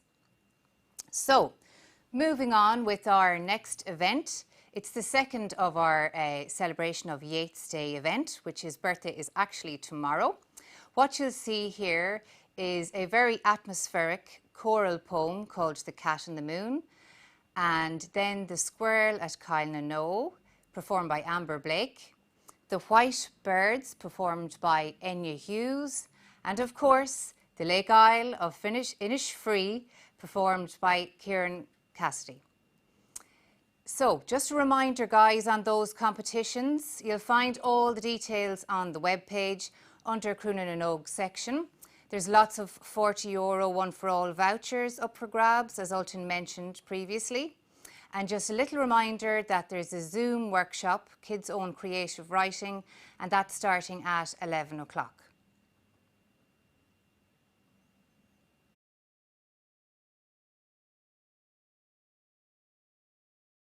The Cat and the Moon by William Butler Yeats.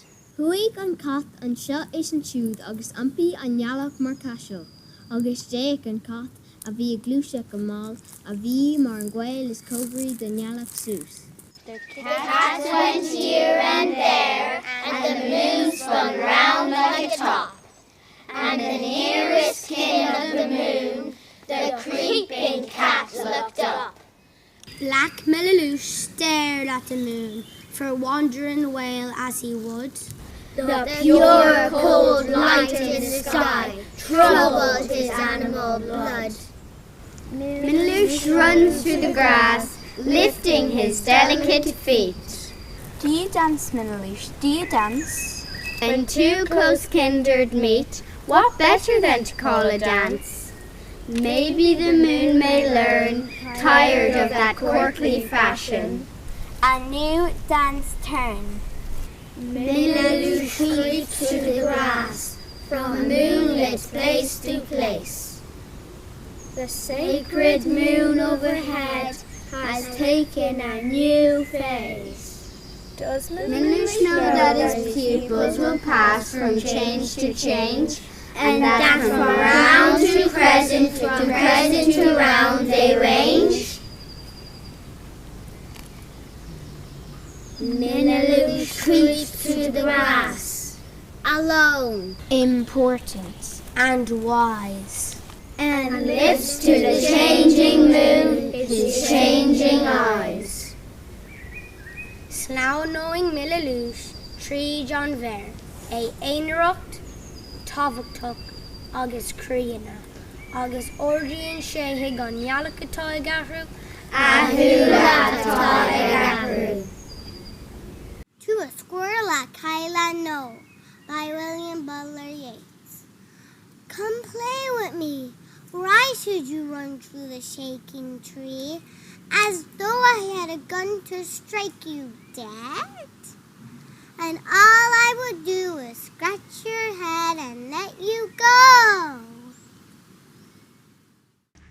White Birds by William Butler Yeats. I would that we were, my beloved, white birds in the foam of the sea. We tire of the flame of the meteor before it can pass by and flee.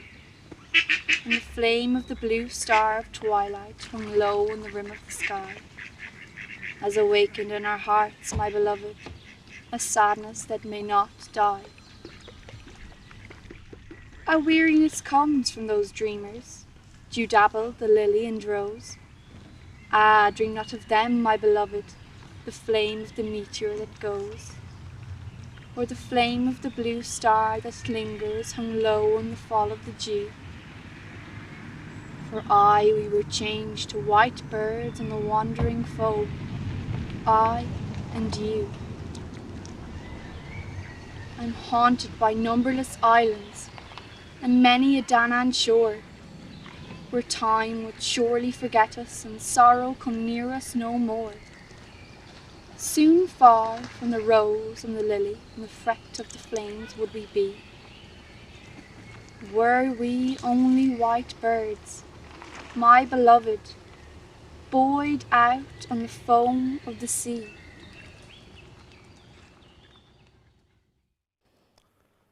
The Lake Isle of Innisfree. I will arise and go now, and go to Innisfree, and a small cabin built there of clay and wattles made. 9 bean rows will I have there, a hive for the honey bee, and live alone in the bee-loud glade. And I shall have some peace there, for peace comes dropping slow, dropping from the vales of the morning to where the cricket sings. There midnight's all a glimmer, and noon a purple glow, and evening's full of the linnet's wings. I will arise and go now, for always night and day I hear lake water lapping with low sounds by the shore, while I stand on the roadway or on the pavement's grey, I hear it in the deep heart's core.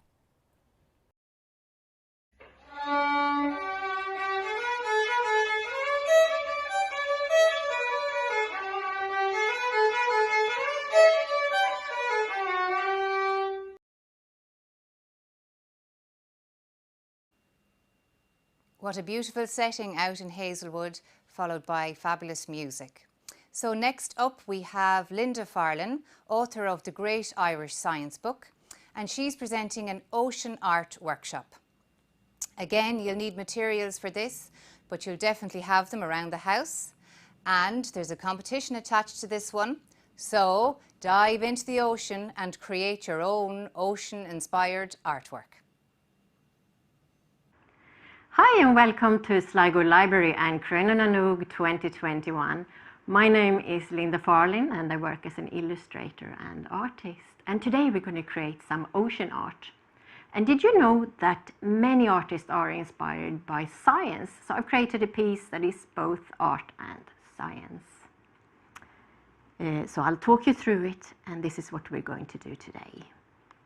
So at the top here you see the sun, and plants grow from the sun's light. At the bottom here you see the phytoplanktons, and they're called plant planktons as well. They're microscopic tiny plants living in the water. And then above the phytoplanktons you have the zooplanktons. They're animal planktons. Zooplanktons eat phytoplanktons, and they are the tiniest animals living in the ocean. But life isn't quite safe for zooplanktons either, because mackerel, the fish here, loves eating zooplanktons. And he's a fast swimmer. You can see on his body shape that he's quick. He doesn't have much resistance in the water with his elongated body. And his max speed, at his max speed, he can swim 30 kilometers in an hour. And then at the top of the food chain here, we have someone you might know from last year. Maybe it's Murphy the seal. He eats the mackerel. So let's start drawing. So the first thing we draw is, because we had 4 different levels in the food chain, we're going to divide our paper into, in the margin here, 4 different levels. And I'm going to start to draw a big sun where the energy comes from, and for that I'm just using my sticky tape to get a perfect circle. So I'll just draw around it. So what I'm going to do is actually sketch everything up first to get my layout right. And I think I'll draw a little circle in here too, about the same, something like that.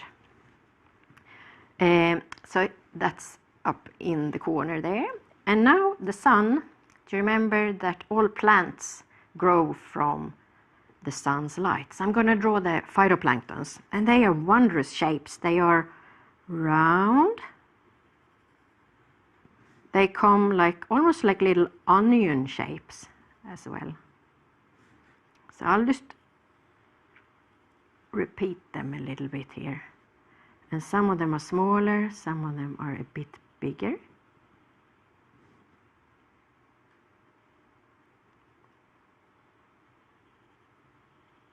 Like that. That's our phytoplanktons. And I'm going to color these in later. So then we have the zooplanktons, and they are really funny little creatures. They are one of my favorite things to draw because they look like little aliens, space aliens sometimes. So one, I looked up, he was actually looking like a little prawn, like that, and he had a little tail, and he had big googly eyes to look underwater. And I don't know if this was his head, but he had 2 collars on his body, so I'll do that. And he had tiny legs, like this. And then the next one was a long shape like this. And a bit like a worm with a big head. And he had antennas, like this, and shorter legs. So as you can see, all of these animals were quite symmetrical too. Do you remember symmetrical is when something looks the same on both sides? I think I'll do another little prawn here as well.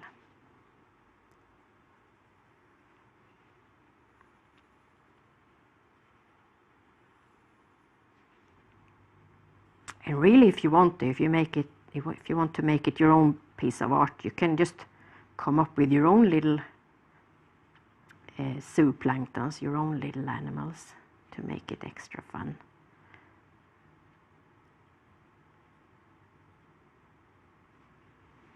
And I think we'll do a little, a tiny one here.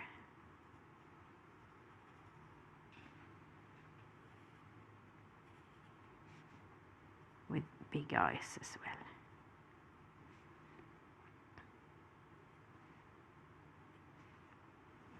Like that. Maybe he'll have some stripes later.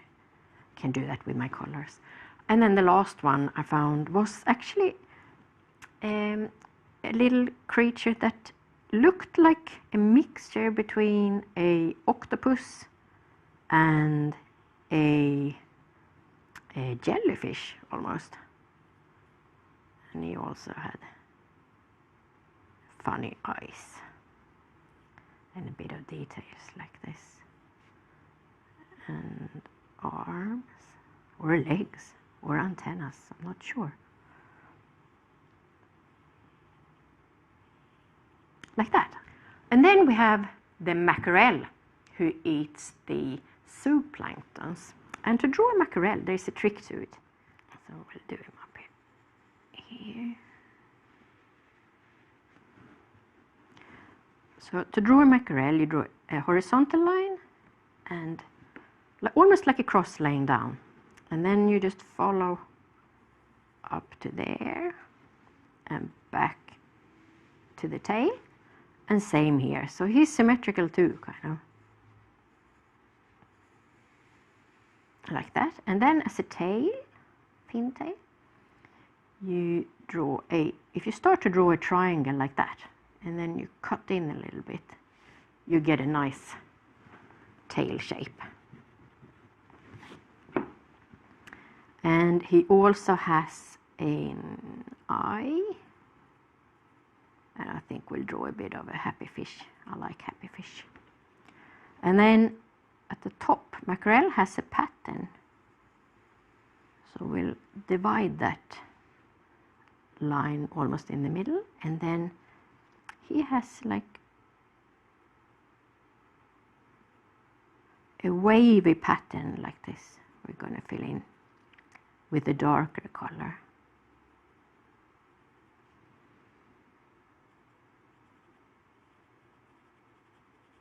To the end. And he has a fin. We can draw a triangle just to make it easy. Like that. And one there. And he has a little fin here, a triangle again. And a triangle here. And that's our mackerel. Oh, he does have a little fin here as well. So. And then the last one, the last character we're going to draw is Murphy, of course, the seal. So he's on top of the food chain here in our Irish waters. And To draw a seal, you can draw like a little round circle first, and then out from the circle you can draw like that, and the bump a bit like that, and he has a nose, and I think he's a, when we color him in a little bit, we're gonna draw this over anyway. And first maybe I'll just do him like a wave, like this. And here's his tail gonna be, like that. And he has two flippers here in the back. And a little flipper here. So, all right, I think that's ready for coloring in. I'm going to start to draw and color in the phytoplanktons, and they have a bit of green, so I'm going to use my green colors, and I might also use some of the ocean blue to just keep the marine theme a little bit. So I think I'll do this one, the phytoplankton that looked a bit like a drop or an onion in a green color.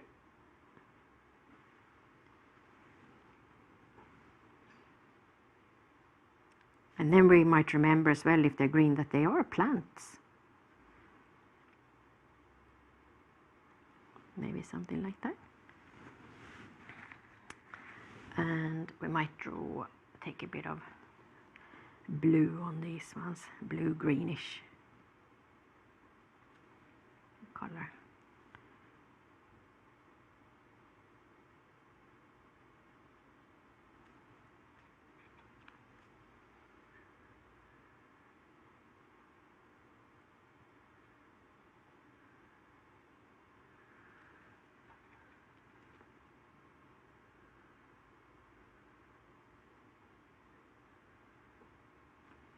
And then when this paint has dried, we can add some details to the maybe small dots or lines even. I think I'll make this one.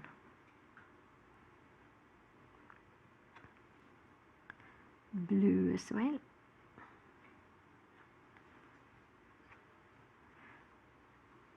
I think the blue will tie together nicely with the fish, the mackerel, who has a lovely blue color.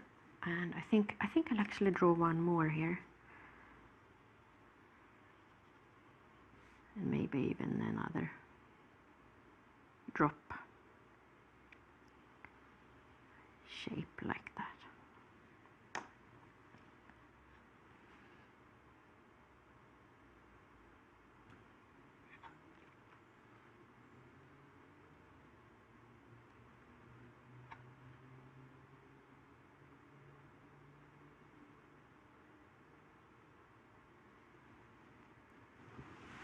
Wipe that off a little bit.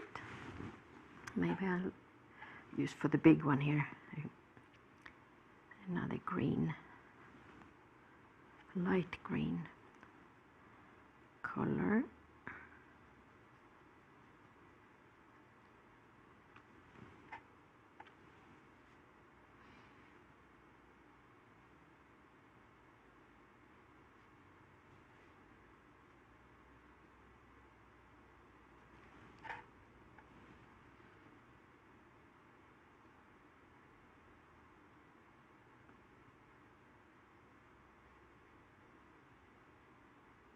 Okay, and then I let that dry. And next up, I'm going to draw the zooplanktons, the animal planktons. And I think I'll make them a bit more colorful than the plants. So I'll start with actually my darker color here, a blue color. Yeah, I'll work away like that. I think I'll draw his eyes again on top of the blue color. So I'll just fill this in first here.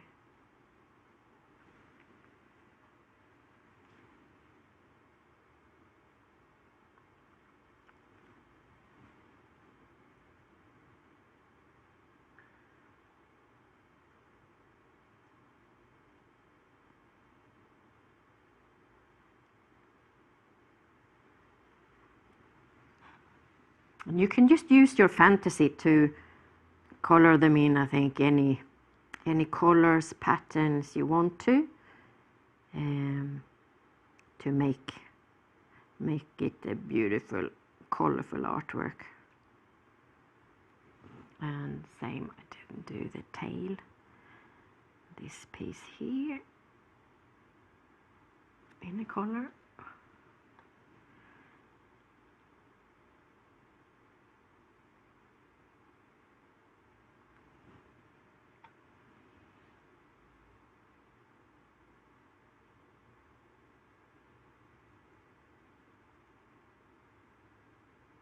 So I think that saves a bit of time when you're drawing, is to draw everything that is the same color at the same time.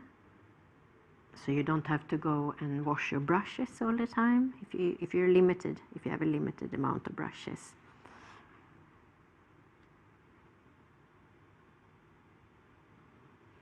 So on all the characters, I draw the bodies first and then the eyes to finish. There.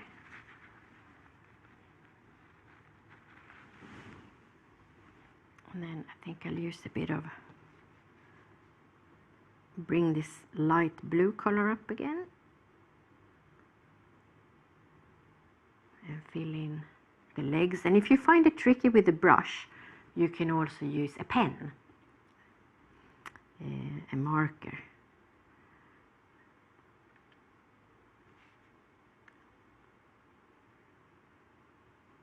And I'll use the contrast blue here, just to create a bit of different parts to this creature. So,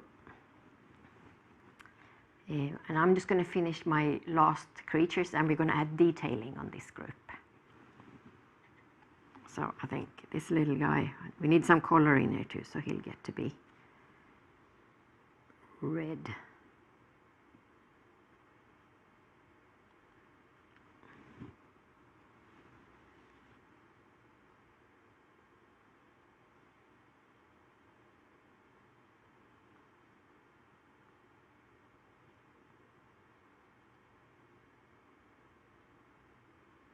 Like that. And the other little guy, I think, is yellow.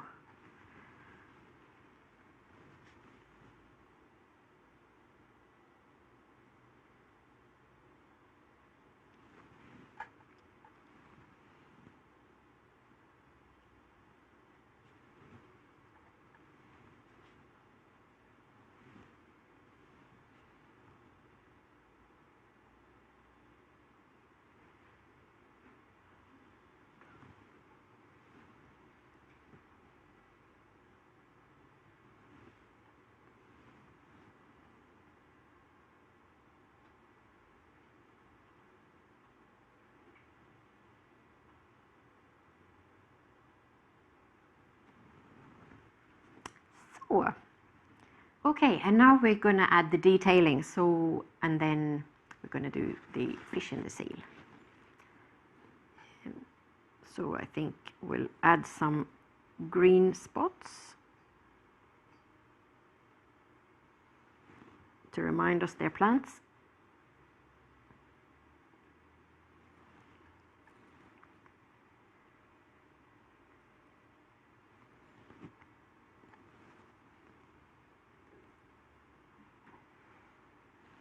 Like that. And we can keep working away on your detailing, maybe lines, maybe small speckles and different textures.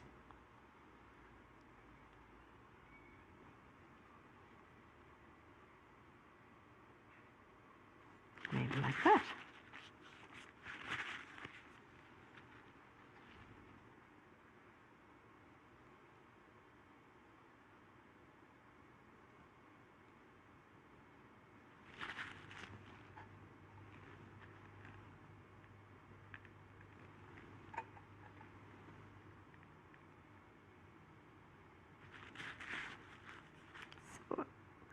Then I think we'll add some details to the zooplankton as well.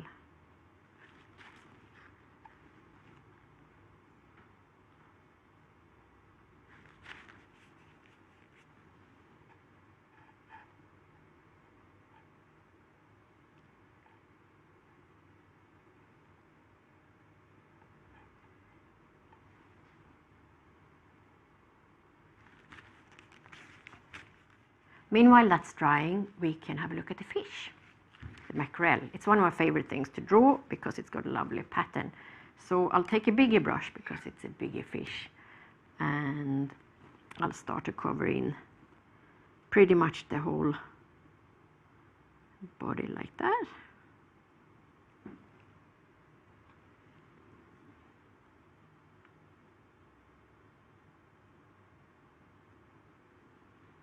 We fill in this front part, and at this stage it doesn't matter so much if you draw the mouth and the eye. We can draw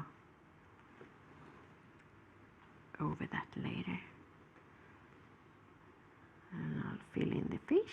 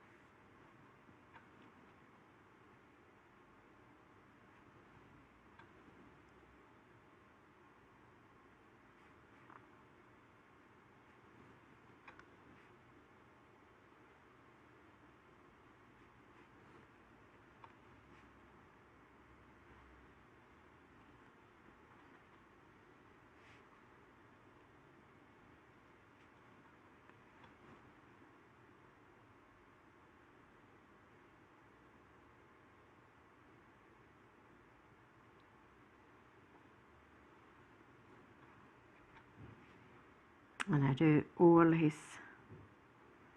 fins as well, because he's a fast swimmer, so he needs to be able to steer in the water, so he's got a lot of fins.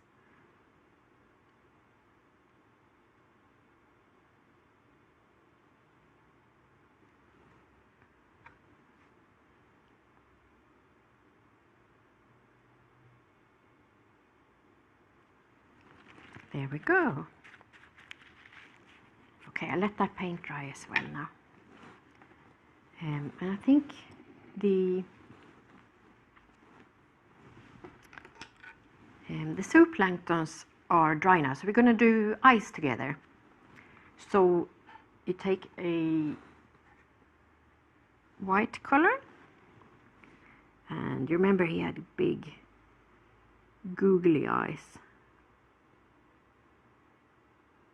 Like that. And you can do a lot of fun things, different expressions with eyes. They can look sad, all the emotions, sad, happy, angry, surprised. Yeah, depending on how you draw the eyes. So that's why I really enjoy drawing eyes, because they give a bit of personality to each character.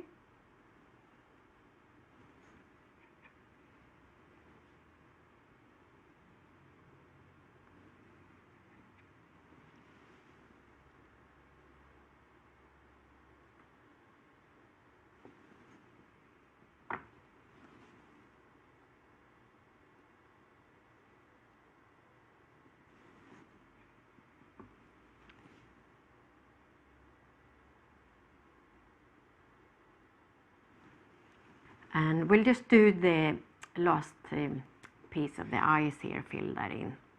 And I think they'll just have they're probably looking a bit at each other, I'd say. And this little guy might be looking at him. And maybe he's looking at the seal or the mackerel. And this guy is ready to eat some phytoplanktons down there. So keep on coloring in, use a lot of color and patterns and make it your own artwork, maybe add some details. And I'm going to show you one I have done earlier as a guide. So you can see how all the animals here, they are the zooplanktons, they're looking and interacting with each other. You can make the eyes, yeah, they can just look at each other. I added some details here on the mackerel and the wavy pattern at the top of his back, and also the seal, Murphy the seal, he's got a bit of color now as well in the sun. And then, yeah, add a bit of details like this, and maybe seaweed along the edges. It's your artwork, so yeah, have fun. That's the main thing. And then you can tell your teacher, mom and dad, or a grown-up that say, this is just not a piece of art, it's a bit of science as well. So happy drawing, and have a lot of fun, and take care. Thank you.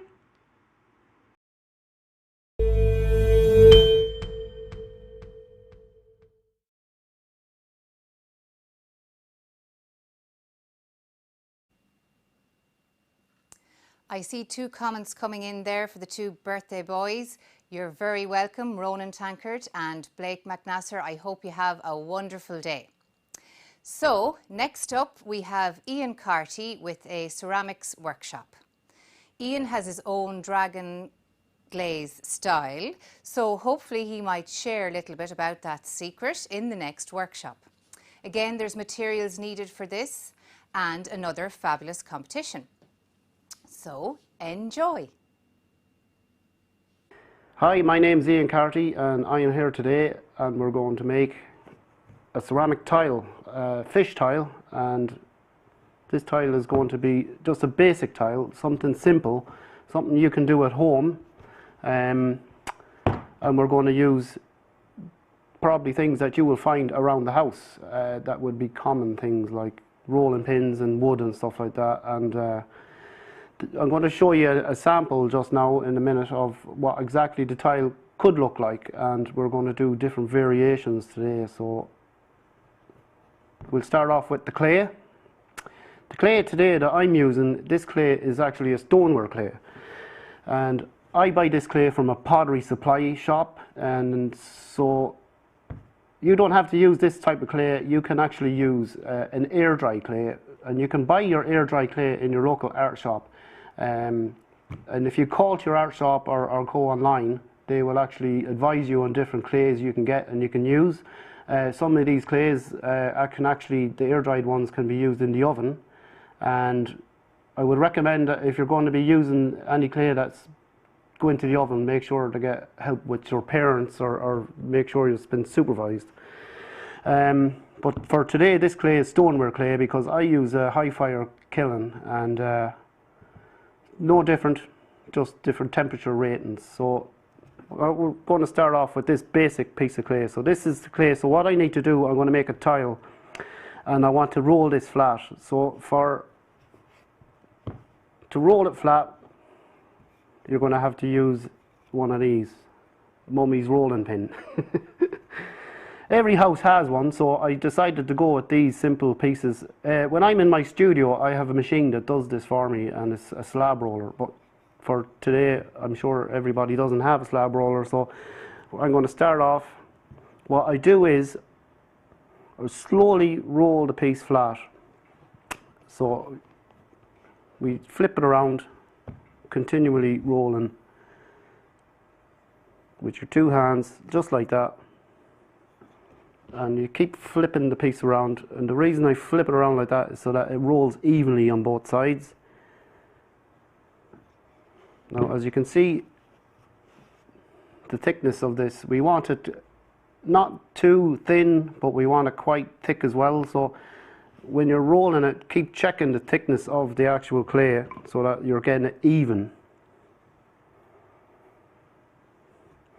Now, and if you're not sure that you're rolling it even, you can put 2 long pieces of wood either side and roll it, and you'll get a nice level piece of clay that we can cut our tile out of. Now, the reason I'm rolling it like this is so that I'm going to come along later on, I'm going to cut a square tile out of it, but I need it a little bit bigger than what I actually wanted the tile to be. So the bigger I make this, the more chances that the actual piece will be more even, and when I cut my tile out, I'll have a nice perfect piece to go with. Now, one thing when you're rolling tile and you're doing this kind of work, try not to bend it too much, because clay has a memory. So if I was, for example, to do that, which is not recommended, clay will have a memory and you'll end up it'll warp. So when you're moving it, try to always keep the piece as level as possible.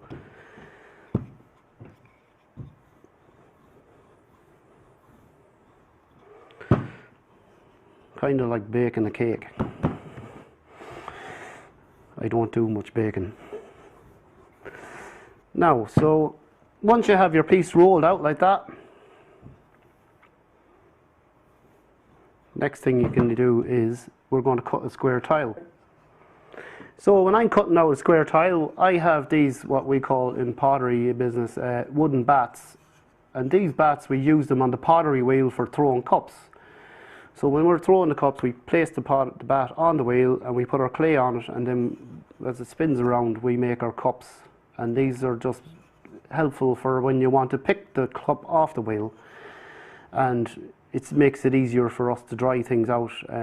But everything that we do is all, like, we can always multitask different tools. So like, it's a square tile, and I've written tile on it actually. So we'll put the tile down like that. If you don't have a piece of wood or a square one, you can actually just make up, get a bit of cardboard, and you can actually cut the cardboard into 6 inches, because this is about 6 inches square. And if you get a cornflakes box and you cut the cornflakes box, and there's always one straight edge, you can actually measure over 6 inches this way, and then just cut the box out and make it a bit easier. But then again, it doesn't have to be straight, it doesn't have to be perfectly square, because sometimes things that you make by hand, it's nice to see the imperfections in them. It shows that it's handmade. So here we go, we take off our square tile, remove the excess clay, and this we'll use later on. This clay is actually going to be recycled, so that's how we start off with our square tile. Now at this point, as I said before, clay has a memory, so we don't want to move it too much, or we want to try to keep it as flat as possible. So what I'm going to do is I'm going to transfer this tile onto this piece of wood. I'm going to flip it around.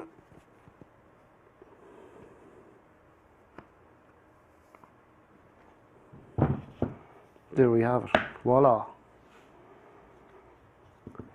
Because this wood I use is MDF, it absorbs any moisture from the clay, and it makes it easier to work on. But because I want to be moving this around a good bit, and now I have it on the wooden bat, so you can see that it's easier to manage. And if I want to kind of flip it around, or I want to work this way or that way, the tile will always remain flat while I'm working on it, and I won't get, hopefully, any warping in my end tile, which, if it dries uneven on either side, that's what normally happens. Now, so I'm going to put this aside, and the next piece I'm going to do is making the fish. So for this tile, I'm just going to go and I would normally draw out a pattern, but for this I'm just going to freestyle it. And I'm thinking maybe in the pictures I have included in the examples, there is a lot of fish in those tiles. They're stock images, so I'm just going by the general idea. I don't want to copy somebody else's work, so I'm going to do my own version of what I like. I want to make it my own. And this time around, I'm just going to cut out some fish shapes. So I'm just taking my craft knife. This is just any craft knife, you'll buy them in any art shop. Always be careful when using craft knives. They can be sharp.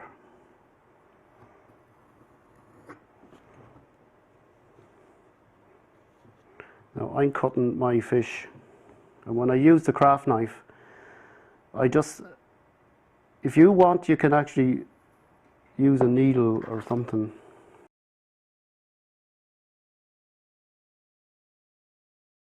And you can draw out your shape before you cut. I'm going to make my fish, I don't want them all the same size, I want them different. And maybe I might do a few more than I need. But I'm just going to draw them out here basically.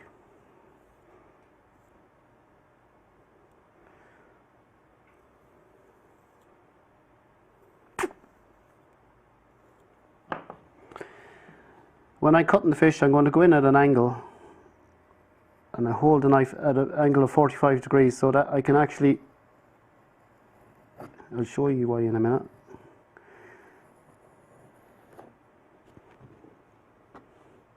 So that's the fish, and I'll cut the tail straight. Now the reason I do that is that fish is kind of a round shape, so if I cut the fish out at an angle at this way, as you can see, this is beveled. When I'm actually going to make the fish and I'm going to put a shape on them, it'll be a bit more round, because if I was to cut them square, like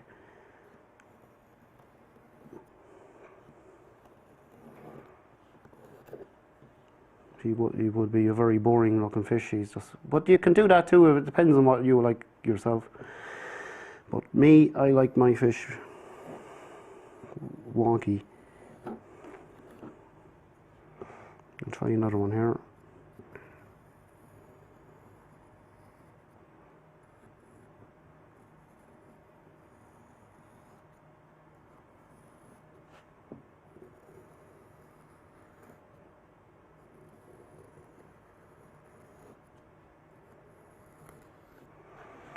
Now then, when I've gotten to a point, I will remove excess clay,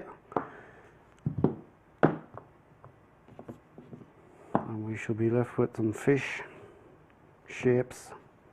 They're not there yet, but they will be soon.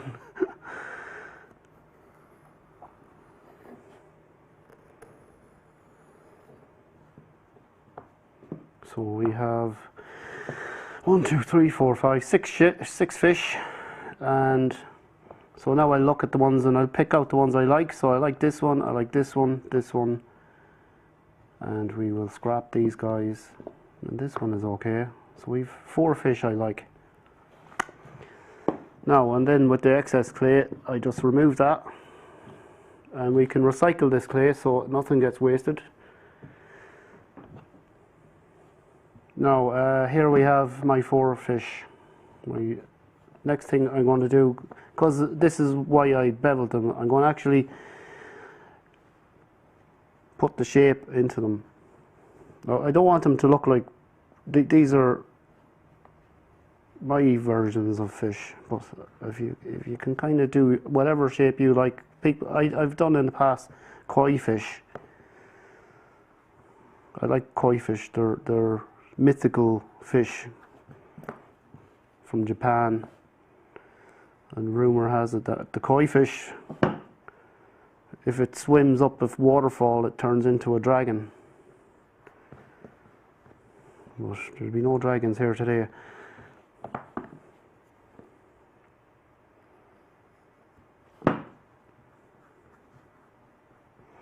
Now what I do, I just push down the parts, the edges, and then I'm going to smooth out the clay. Rub your fingers across it. Same with these again, so it's just all I'm doing is taking away that sharp edge, push down with the, take the line away, and I'm just cutting out a little bit of the back here to make, because fish, their tail is a little bit thinner at the back.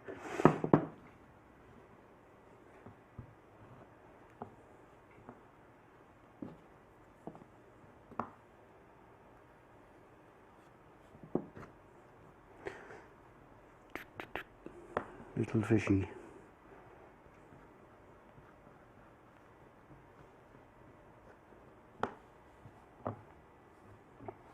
One, two, three, 4 fish.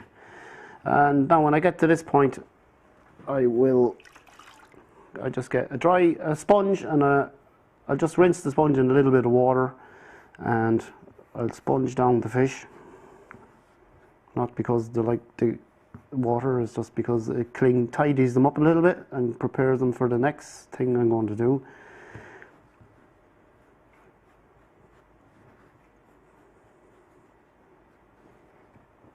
You don't have to be too fussy about your fish. They don't have to be exact fish shapes. They can be just look a little bit like fish.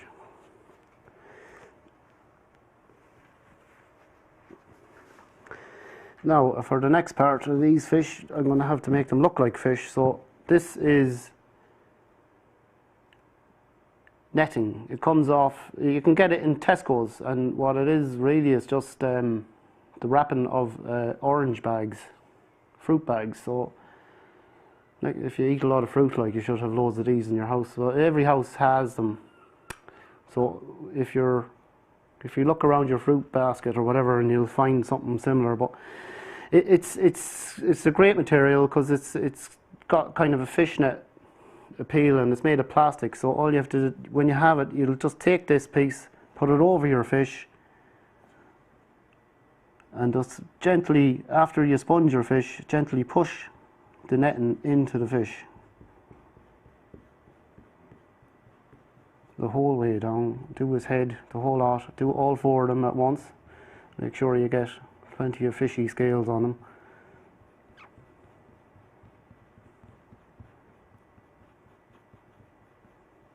You can get this material if you buy oranges in any fruit shop. You can buy these bags. You can buy, if you can get this material in any, these bags come in any fruit shop.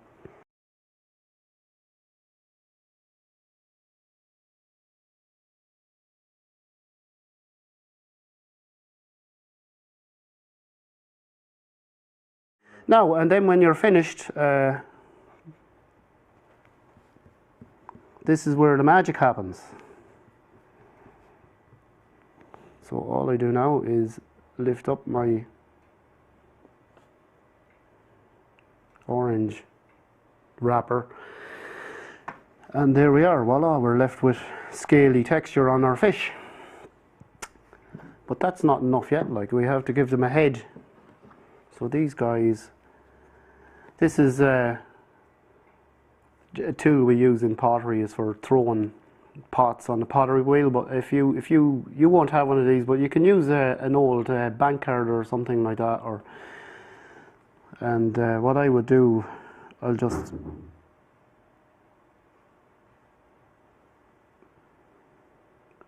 going to put a line down to define his head. So we'll put their heads there somewhere.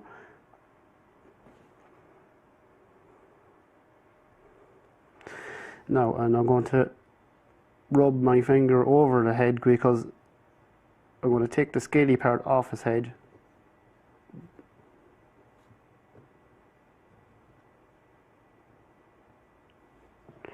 And for his tail, I'm going to use this end of it. I'm just going to do little lines, like dig it into it like that.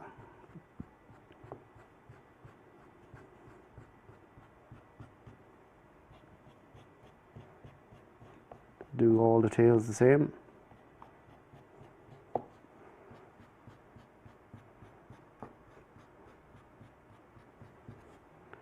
Now they're starting to look a bit more like fish.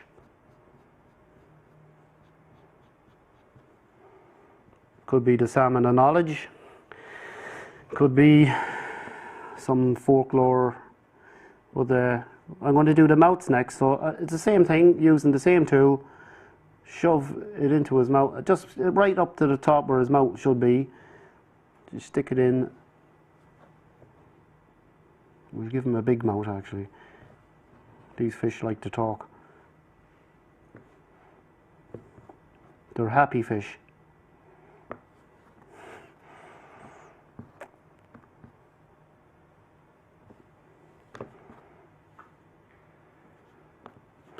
Yeah, now so then when I have the fish, I can lay them out, and I'm going to kind of want to put these onto my tile that I prepared earlier. Now the tile is drying and is kind of getting a bit more to the stage where I can stick these onto it, but they've no eyes. So what I'm going to do for eyes, I'm going to use this as just a little bit of a car aerial that I found, and I just give them a little poke in the eye. There's his eye, or her eye. And also fish have scales on the top, so I'm just going to use this to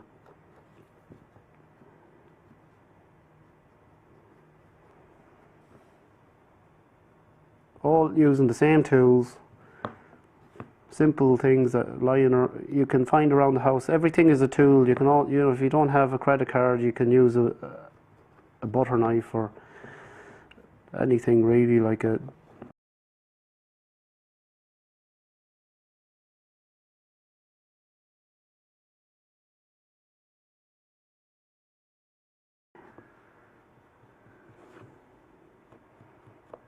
There, Billy the fish, sorted. Now, there's our fish is ready, so the next thing we're going to do, we're going to mount the fish onto our tile, and I'm going to bring the tile back into the picture. This is our tile. Now the tile at the moment, the edges are slightly rough, so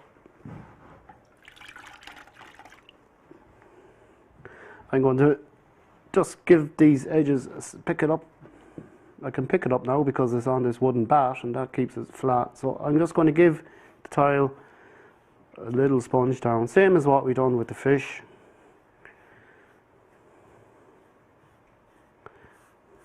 Rub the top, rub it all down. That will give it a good surface for me to stick the fish to. Then I'll decide where I'm going to put the fish. So there's no rules where I put them. I can put them wherever I like, and you can do the same yourself. So I'm going to put this guy kind of coming off the edge of it. Have him kind of as if he's swimming up the way. And I want his tail linging over the edge too. You know, it gives it a bit more, it's more fun. I mightn't use all of these fish, like, but this guy then, maybe here, that's where he lives. Another guy kind of going off on this edge. And what do we do to the last fella? We'll put him in here.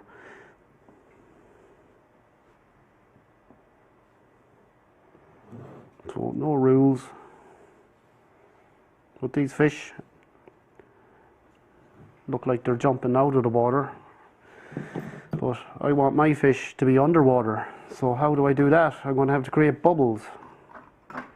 So to create bubbles, you can use a biro or something. I have a bit of a copper pipe. And all I got, one side is thinner and one side is thick. So I'm going to use this to create my bubbles. So how do I do that? I just going to go with the thin side first. We do 1, 2, 1, 2. We do some bubbles here. And then I'll use the other side, which is the thick side, and this side then we don't want to put too many bubbles. We're going to, I don't think fish blow too many bubbles, but it's just to give it that underwater effect.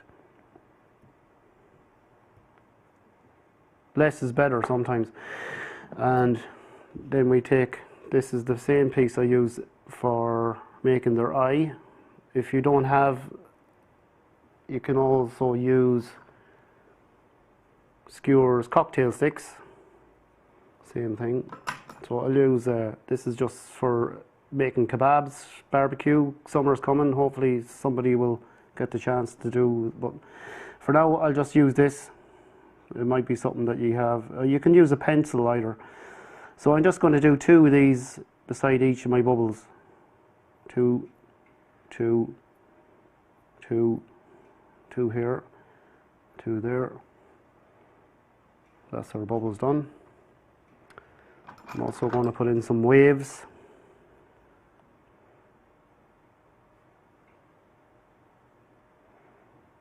You don't have to do waves or bubbles if you don't like. You can always just, it's up to you. You decide. Your fish, different to my fish, but my fish like bubbles.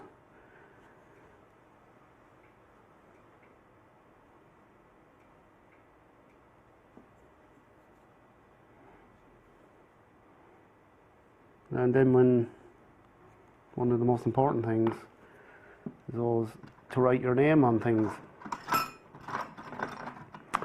I have this stamp.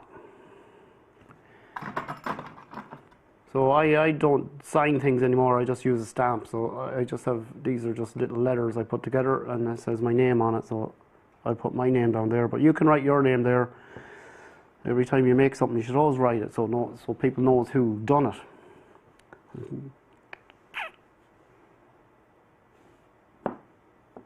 So I'm just going to tidy this up a little bit, and what I sometimes I just kind of come in around the corners, give it a little bit more depth. I always check it to make sure that there's no sharp pieces sticking out, because when this dry, it will dry pretty hard and you might cut yourself on any sharp bits sticking out. But that's the clay work done. That's my piece, and I'd be happy with that. So after you're finished making the piece, the next part you have to do will be to let the tile sit and dry for about 4 to 5 days. And once it's dry enough, it'll come out and it'll be completely white. All the moisture will have left the tile. And if you're using the air dry clay, it should be hard enough to paint. And you can use whatever paint you have at home. You can use poster paints, acrylics, even oil paint will work, and it'll dry pretty quick because when this is dry, it will be porous, so it will absorb and any moisture or liquid paint you put on it pretty quickly. You don't have, what I would just paint it a blue, a sea blue, but it's up to you. You can paint it green, you can paint the bubbles any way you like. I'm going to include some sample pictures of finished pieces that I like. Also, you can put this into a picture frame. So what I do, I put my pieces, when they're finished and they're painted, I put them into a picture frame just like this. This is a simple frame that you can buy for €3 to €4. So you can get them in any hardware shops, and they come in this plastic container. So when you buy it, you just take the plastic off the container. So you just take off the plastic,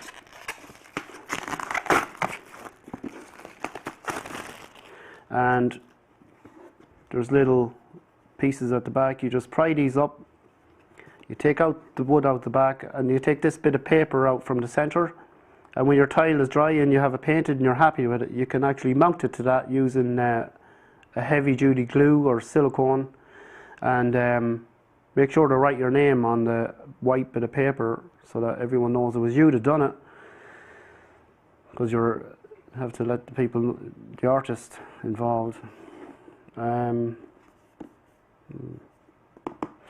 These frames are also quite good too, because these they have plastic perspex instead of glass, so they're safe to use. Whereas they used to come with a glass,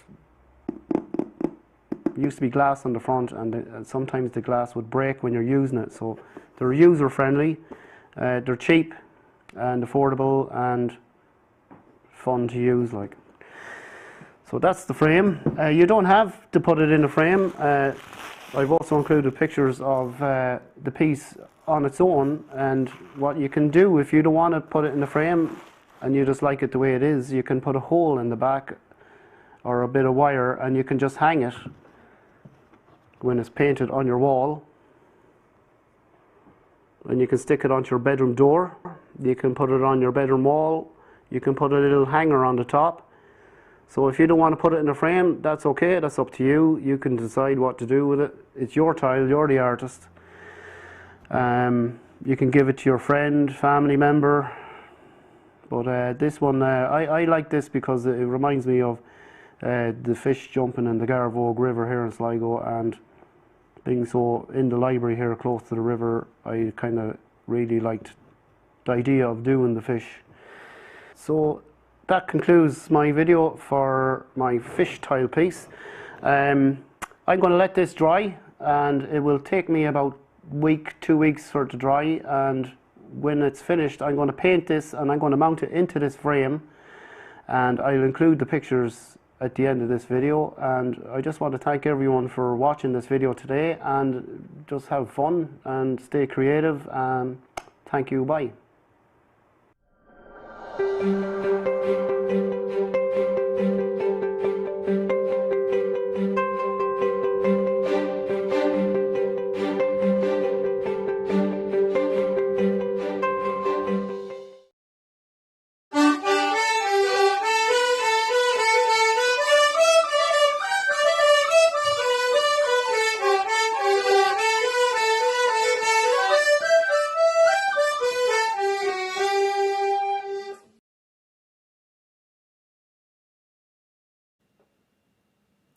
We're delighted to see some more comments coming in. I'll just give you a flavour of some of them. So Paul Mack said, thanks to all involved. And Emma Murphy said, well done to all the children performing. Just a reminder about the Zoom kite workshop that's coming up. And our next and final event for Yeats Day by McSharry School of Speech and Drama is a drama piece, an extract from Pot of Broth, and it's performed by Kieran Casserly. And then we have a beautiful rendition of W.B. Yeats' song, Down by the Sally Gardens, by Joy Feehily, and accompanied on piano by Kieran Quinn. So enjoy these magical performances.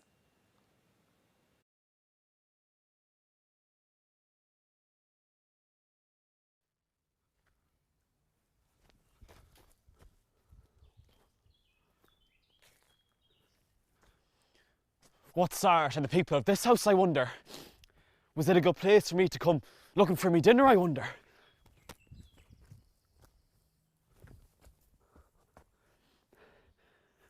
What's in this big pot? Nothing at all. What's in this little pot? Nothing at all. What's in this bottle? Milk? Milk in a bottle? I wonder why they couldn't have fired a tin can to milk the cow into.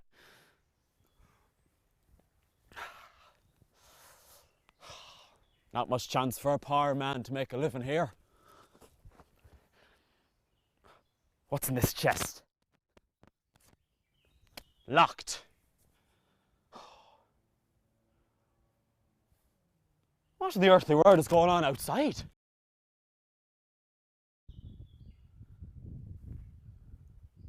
Sibby, he called her.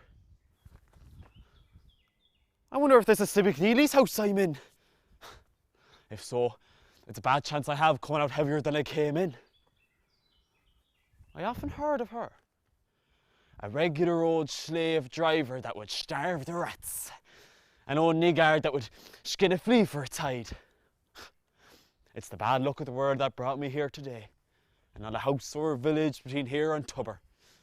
There's not much else I have to bring me on there. There's me pipe.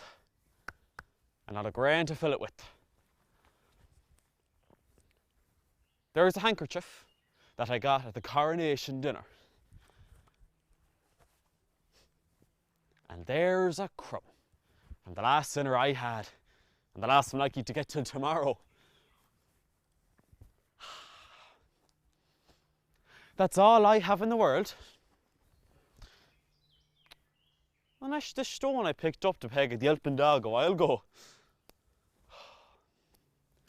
The time long ago, I used to have much trouble finding a dinner, getting over the old women, and getting around the young ones. Oh, I remember the time I met the old minister on the path and sold him his own flock of turkeys. Oh, the witch used to fill me stomach then. But I'm afraid they're gone from me now, after all the hardship I've been through. What's that I hear? There's a dinner for somebody anyway, that it may be for myself. How will I get round her, I wonder?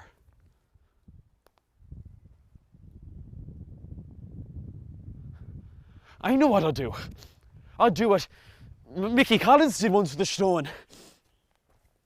Now, Sibby, if I do it one way, I'll do it another. My wits against the world.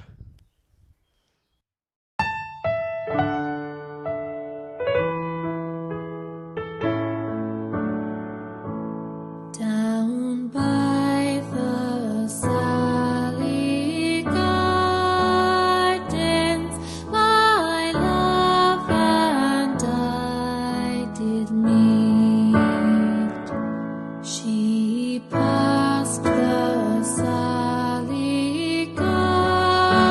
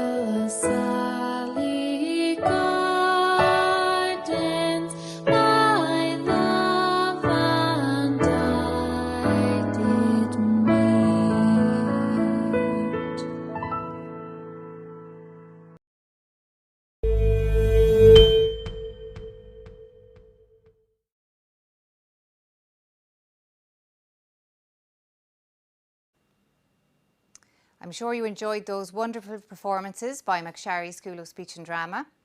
And next up, just to give you a reminder about all those wonderful competitions, the closing date is Wednesday the 23rd of June. There's 3 categories under 6, 6 to 8 and 9 plus. So remember to put your first name, age and the competition you're entering on your entry by taking a picture and asking your parents for permission and sending it in to the Facebook Messenger. So we have Wayne O'Connor up next with his comic art workshop. You create a character like the ones that you can see in the comic books, then send a photo of your creation onto the Facebook Messenger, and Sligo Library will then pick a winner. So sharpen your pencils, get ready to go. Hi guys, my name is Wayne O'Connor. I'm an artist from Sligo. I'm here today to give you a little workshop. It's going to be focused on digital art, and we're going to be designing a character, a particular type of character. So I'm using an iPad today, but there are a variety of drawing apps available that you can use, and you should be able to do this in any one of them really. So usually before you start into doing any sort of drawing, it's very good to actually start off and do a little bit of a warm-up, do a little bit of research if you have an idea what you're going to create. Today what I'm looking to create is I'm going to do some drawings of robots. So one of the things I have a huge collection of books at home, so I had a look at some of these before I started today. This is one of them. It's an artist called Jug Chiang. He is a guy who would have worked on the Star Wars movies. So there's a ton of stuff like that. Another thing, obviously, is you can go online. You can look up on Google, look up robots or whatever.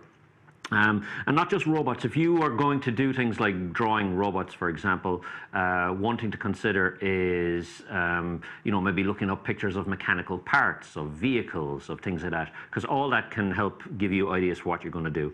The technique we're going to do today is a very simple technique for creating designs and concepts for characters. So yeah, let's get into it. So this app that I'm using is Procreate, which is a very popular app that's used on the iPad. It's iPad exclusive, but as I said, there are other apps out there that you can download and use. There's one I would recommend called Autodesk Sketchbook. You also have things like Art Rage and various other ones. Feel free to send me a message if you want some tips on that. Okay, so most of these apps you're going to get the similar kind of a similar kind of setup. There's going to be an option to pick your brushes, where you can pick what kind of brush you're going to use. So I have my brushes selected. I'm going with this particular brush here. And then you're going to create your canvas. So this is obviously our piece of paper where we're going to draw on. And on there, I'm going to do one other thing, because to do this workshop, we're going to do a little function. I'm going to go up here on this particular app, and we're going to draw. I'm going to hit Drawing Guide, go to here. I'm going to hit Symmetry. And you'll see now there's a line down the middle of this particular page here. Basically what that means now is when I draw on this side of my picture, it's going to mirror the image on the other side. And this can be very good, particularly when you're doing kind of things that are of a mechanical nature like robots, because they tend to have a lot of symmetry, like they tend to be similar kind of matchup on either side. So for example, we're just going to start making some lines. I'm going to do our first kind of guy, and we're just going to start making lines. So the thing that we're doing here is a thing called silhouette drawing.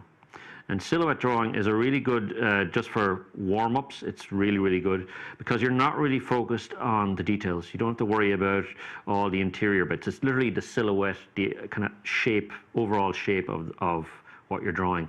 So I'm just going to make this up now, as I said. We're going to maybe add on some sort of a sense of arms. So maybe I'm going to put on some arms here. Have these come down like this. And maybe put on some sort of claws. So obviously we're going with a robot. So again, this is kind of a warm-up sketch. You don't have to get into the details. It's just laying down the things very quickly. And you can see it's mirroring on the other side. And then down here, I'm going to start doing kind of a body on the legs. Okay. And again, I'm just kind of doing this as I fairly naturally. I'm not even sure where this is going yet. This is obviously some sort of feat in this particular mech. There's a game called Battletech, which is all about these huge robots, and I love playing it, so it's this kind of stuff. So there we go. There's one already, and we could even maybe put some sort of kind of eyes, give it a bit more character. We go back in here, and that's one of our little robots drawn. So you can see it's really, really quick way of creating these kind of little kind of sketches. So I'm going to come off that again. We're going to do another one up here. So in this particular app, you have a thing called layers, which are basically like almost having a bunch of sheets of paper on top of each other, and you can see through the paper, like tracing paper. So I'm going to create another layer, and I'm going to do my next drawing on this layer. Okay. I'm going to use the same method again. I'm going to start down the middle, somewhere down here, and just kind of draw a shape. Now this one, we'll maybe go with something a little bit different. We might maybe try make it, maybe have 4 or 5 different legs, kind of a spider, kind of a robot. Okay, so let's do the first one up here. And we draw down the legs like this. And again, not worrying about the details. I'm not even sure what's going to be happening in here. We'll deal with all that later on. This is a really good exercise for warming up, and you can use it for robots or for any kind of design. Okay, there's 2 legs, but I said we're going to have some more legs in this, so we'll have another pair of legs kind of sticking out the back. And with this method, I generally just kind of stick to using black and white, and you just focus on the actual silhouette. And then up here, I'm not sure. So up here, we'll draw. I'm going to make these be kind of like maybe it's like a war kind of a robot. There's going to be like a missile sort of a pods or something up here. And there you go. There's another one. Very, very quick. Just bring them up here, and you can resize them a little bit. So I'm just resizing them a little bit. I'll do one more of these guys, and then I'm going to show you another little method that we can do now as well. So you can see how quick this can be done. Let's go over here. We grab our brush. I stick to this brush usually. I'm going to create another layer. Did that? Yeah. Okay. And we go down here. Maybe this time we're going to do something that's kind of I like starting with a kind of circular sort of shapes, but obviously you can start with a square if you want. I'm thinking this time. So inspiration, you can get inspiration from a lot of different kind of sources. So I'm just thinking in my head, I'm beginning thinking like maybe something that's kind of like an octopus. So maybe it's got like a octopus kind of tentacles at the bottom, and it floats, or it's an underwater kind of a robot. So because of that, I'm going to do, these are like obviously some sort of antenna. And I'm going to do down at the bottom of this guy, I'm going to give it sort of tentacles. You can see these kind of tentacles coming out here, and you know it's a robot, so we're going to maybe have little kind of joins here, and you know I'm not even sure what they are. We're just putting in things. Okay, and there's another one. Now maybe at some point you don't want it to completely match on the other side. You don't want it to be completely symmetrical. So what you can do is obviously you can switch off your symmetry device, and you can basically then draw freely on one side. So maybe on one side of this thing now I'm going to actually draw something else. I might draw, yeah, maybe there's some more antenna out here, you know, and on this side there is something, again, not sure what it is. And there we go, there is another one of our robots, kind of a droid sort of one. So you could spend, you know, you can see this is only like a few minutes, and we've created 3 kind of cool enough kind of concepts that we can kind of work on now. So I'm just going to show you 1 or 2 other little things you can do. If you don't, on the app if you don't have the option to use symmetry, most of them will have it, but if you don't have the option, there are other ways around doing it as well, and I'll just show you that very quickly. You can essentially just create a layer like I'm doing here, and you can just draw kind of half the guy. So we'll just going to create half a kind of thing over here. Just draw the half, some sort of feet going down here, some sort of feet like this. Maybe there's some sort of cables. There might be cables kind of connecting here as well. Okay, so I'm just drawing half it. So then what I can do is I can go up here, and in most of the apps you'll have the option to duplicate your layer, which is copy the layer you just made. So copy the layer that this drawing here is on. So I'm going to do that, duplicate it, and then in most of the apps as well there will be an option to manipulate your drawing somehow. So in this case I'm going to take this duplicate and I'm going to flip it, and then I'm going to drag that over here, and voila, we have another one. You know, you just kind of line it up, push it that way if you want. I'm actually going to push it in to around there. And then when you're happy where you have it placed, and obviously if you want, you can add in a few more little bits here too. You know, we can put on our antenna up here. Maybe this could be the area where the pilot sits. I don't know. You can do a thing called merge down. You can just join the two layers, and then basically the whole drawing is all together, and you can move it around as freely as you want. Procreate is an amazing bit of art software if you get a chance to use it. It has a huge amount of abilities and things you can do to manipulate your drawings. So I'll just show you a couple of things you can actually do with it while we're here. And again, it's not just exclusive to Procreate. There are most of the apps have a lot of these functions built in. But one thing we can do is we could create a shape. Don't know what shape it is. We're just going to create a shape like this.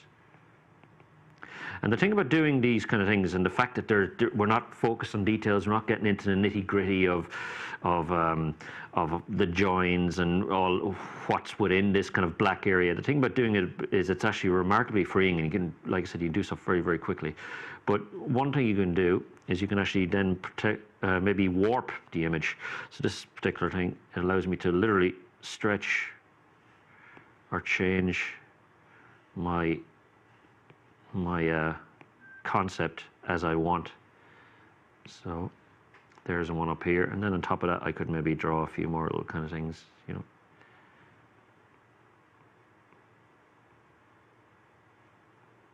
And another thing you can do is obviously you can jump in here and you can actually add in details on the structure. So maybe this particular one, I'm thinking this looks kind of like it might be some sort of surveillance droid and just floating through the air, and maybe it's going to have eyes, and it's going to have eyes like lots of different kind of eyes here, maybe like a spider. So you can get, like I said, you can get inspired by things you see in nature, animals and things. You can bring in aspects of them into these kind of mechanoid kind of things as well. So there's another one. Okay, so once you've done one of these, then what you can get away with is you can actually get away with kind of picking one of these ones and seeing if you want to do something a bit further with it. So I'm just going to look at which ones I like. I kind of like this kind of octopusy kind of creature over here. So let's go with him. So I'm going to turn off all the rest of my pictures. I'm going to remove them, and basically I'm going to focus on this guy. So I'm going to grab this guy up here. So I basically go onto the layer where he is. I select him, bring him over, and I'm going to enlarge him slightly. And this is going to act as the base for another little drawing we're going to do now. So at this point we get into refining our drawings. We've got our silhouette drawn. We've got kind of an idea of what this thing looks like. We can actually mess around a bit further with this now. So I'm going to stop here now. I'm going to go up here, and basically again you'll find this in most of the apps. In the layer menu you'll find the option to lower the opacity of the layer you're on. And what that basically means is you basically can lower it down and allow the white of the page underneath to come through. And basically what we do here is essentially we're going to trace over this drawing, but as we trace over it, we're going to add in more detail. So I'm going to create a new layer on top of this. I'm going to grab a new brush. I'm going to go with this one. And yeah, let's see what we're going to do. We're going to draw, I have to make sure I'm on the right color. So up here in this particular map, you have the option to pick colors. So I'm going to pick black again. I'm going to actually start drawing something in here. So again, I'm keeping this fairly loose. I'm not being really strict about the lines. It's not going to be very mechanical. I just want to keep it kind of sketchy. So again, if you were looking at mechanical devices and stuff, you can get ideas of how mechanical arms link together and stuff, and that could be handy to look at as you're doing these kind of things. I don't have that stuff right here right now, so I'm just going to kind of make it up. So we said that these might be antenna, so we're just going to draw some antenna coming up here, come up here.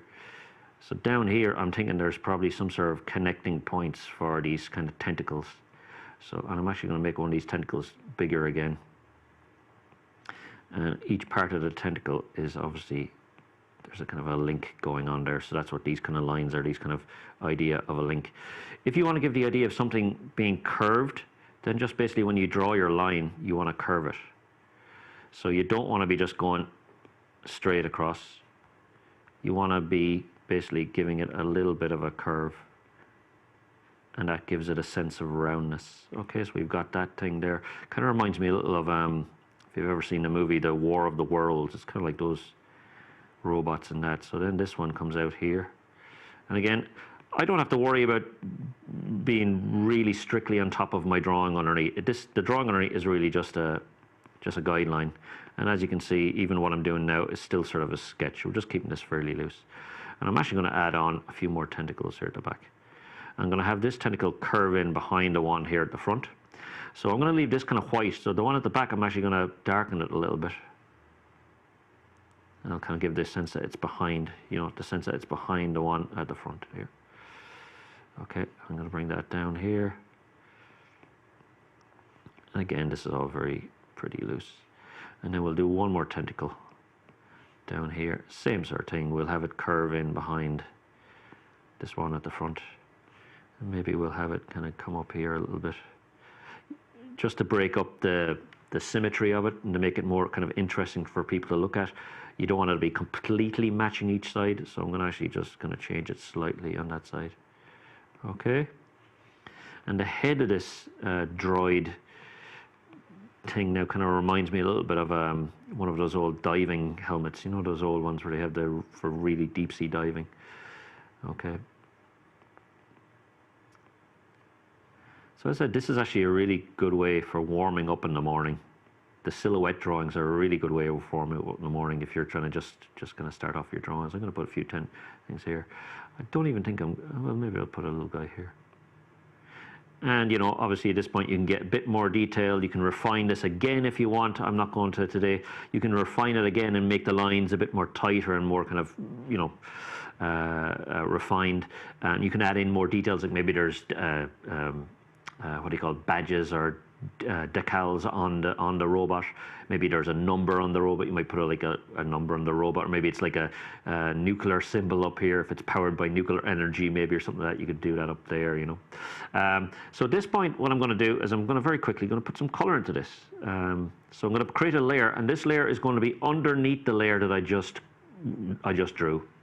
So if you can see, there's my top drawing, there's my initial silhouette, and here's the layer in between. And in here, I'm going to grab some color. So I'm going to go up here, I'm going to grab some color. Depending on the app you're using, there's going to be some sort of a color wheel or color square where you can grab your colors. So on here, I can pick any color around here. Any color around here defines the actual color I want to go with. And then in here, this inner circle in this particular color wheel will actually choose how dark or light that color is going to be. So how dark this red is going to be. So I'm thinking of going blue with this guy. So I'm going to go over here. I'm going to leave it fairly, maybe around there. Okay. And sometimes on these apps as well, you'll have the option to actually save particular colors that you've chosen to as what we call swatches. So that's what's down here. These are colors that I've used fairly recently, so you can jump back and grab the color you want instead of trying to find it somewhere in here. Okay, so let's go here. And actually, I'm just going to do one other thing. With this app, I can actually have my color wheel kind of blown up on here to the side as well. So at this point, just checking I'm on the right layer. I am. So at this point, I'm just going to begin kind of putting down some kind of color. I'm going to grab a bigger brush for this one. Okay. So I'm just going to put down some sort of color there. Yeah, all right. And we're just going to begin doing the color very, very quickly. Okay, and again, I'm not so worried about staying in the lines. I can tidy all that up later if needs be. This is just really quickly kind of doing this kind of robot design. Okay, he might be an underwater sort of a robot, I think. So you can see as you get into these things, you can kind of come up with a little bit of personality for these guys. So at this point, I'm going to grab a different kind of color, little shade over here. I'm going to show you very quickly how you can do. Very quickly, I'm going to show you how you can get a particular light effect in this. So this area in here, I'm thinking, is either going to be a big light, or it's going to be maybe where a human person is sitting. I'm thinking this guy is actually completely automated. I'm thinking this guy is actually a fully robot. So what I'm going to do in here is I'm going to actually make this be a kind of almost like an eye. So I'm going to do it as a kind of a yellow color here, very quickly. But now what I'm going to do is I'm going to create a new layer. I'm going to create a new layer on top of this. I'm going to grab that yellow, and I'm going to put yellow on top of this as well. a little bit here. And then what I'm going to do is I'm going to go over to here, and I'm going to go down to what we call caution blur, and I'm going to do a little effect on this particular thing here now. Again, in most of the apps that you can find out there, there are options to edit your colors and your lines and your things, and some of them will have this option. So hopefully the one you have might be able to do this. So basically then we can just kind of bring it on, and you can see there's sort of a, it makes it become sort of a glow there. I hope we're catching that. Sort of a glow sort of there on that kind of light. You can see the kind of glow come up on the edge. And then we'll do maybe just one more little thing over here. I'm going to add a bit more variety to our color here. I'm going to make a few kind of dark areas underneath here too. Maybe too dark. Don't want to completely lose my lines. Okay. We're just going to add a few more kind of dark areas underneath here. And all this just makes for a bit of visual interest, as we said. If this was all the same color, it would be a bit boring. So I'm just going to add in these things. I think to bear in mind when you're going into doing this stuff is where do you think the light is coming from. So in my particular thing, I've put the kind of brightest areas up here. Hold on, let me just go a little bit up here. Yeah. So in my head, I'm thinking that there is light shining down from this side of onto my droid. And that's kind of informing my choices of where I'm putting these dark areas, which are obviously in shadow. So that's something to bear in mind when you start your drawing. So at this point now, I'm going to knock off my silhouette drawing. We have it a bit cleaner here now. I'm maybe going to just merge this down to the basic colors. At this point, we can do a little bit of tidying up if needs be. I'm going to grab an eraser and we can just tidy things up slightly. I kind of actually like the fact that some of the colors come over the edge, so I'm not going to be too particular about this.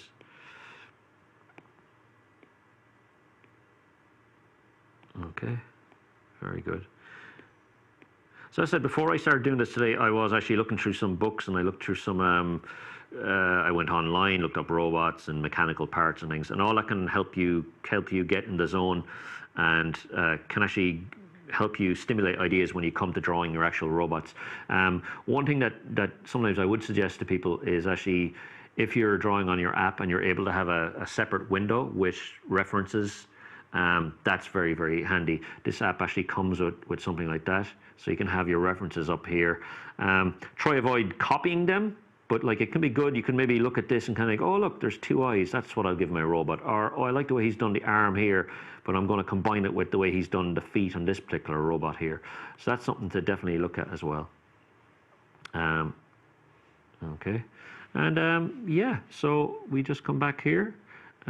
We've got everything kind of done up here, and then we can maybe just group these guys together. I'm going to group these together. Now, some of what I did today, obviously today I was just focusing on digital kind of art. You can do some of this with traditional media as well. If you want, you can actually, one technique you can do is you can actually, I'll just do this very quickly. You can actually maybe grab some paints. Sorry. You can grab some paints, and maybe on one side of your drawing, cradle there. On one side of your drawing, you can make your shape like this, blah, blah, blah, make your shape. And then if you want, while the paint or the ink is dry, you can fold your paper over, and you'll get the kind of matched up symbol on the other side. And then maybe let it dry for a while. And then what I would suggest is you would actually maybe grab a sheet of paper and put it over your silhouette, and then trace it gently, and then you'll have your robot on a sheet of paper for working on as well. And it's a really fun way of kind of creating kind of designs. I'm kind of getting into a new one now, but I'm going to stop. See how quick this can be done. So like I said, there are a variety of softwares you can get. But this one is Procreate, but there's a bunch of other ones, and I'm happy to give you tips. Other than that, I hope you have a lovely day. I hope you've enjoyed doing our little workshop so far with this morning. If you want to drop me a line for some advice or some tips on some of the stuff we've done, feel free. Other than that, I hope you enjoy the rest of your day, and stay creative. Take care. Bye.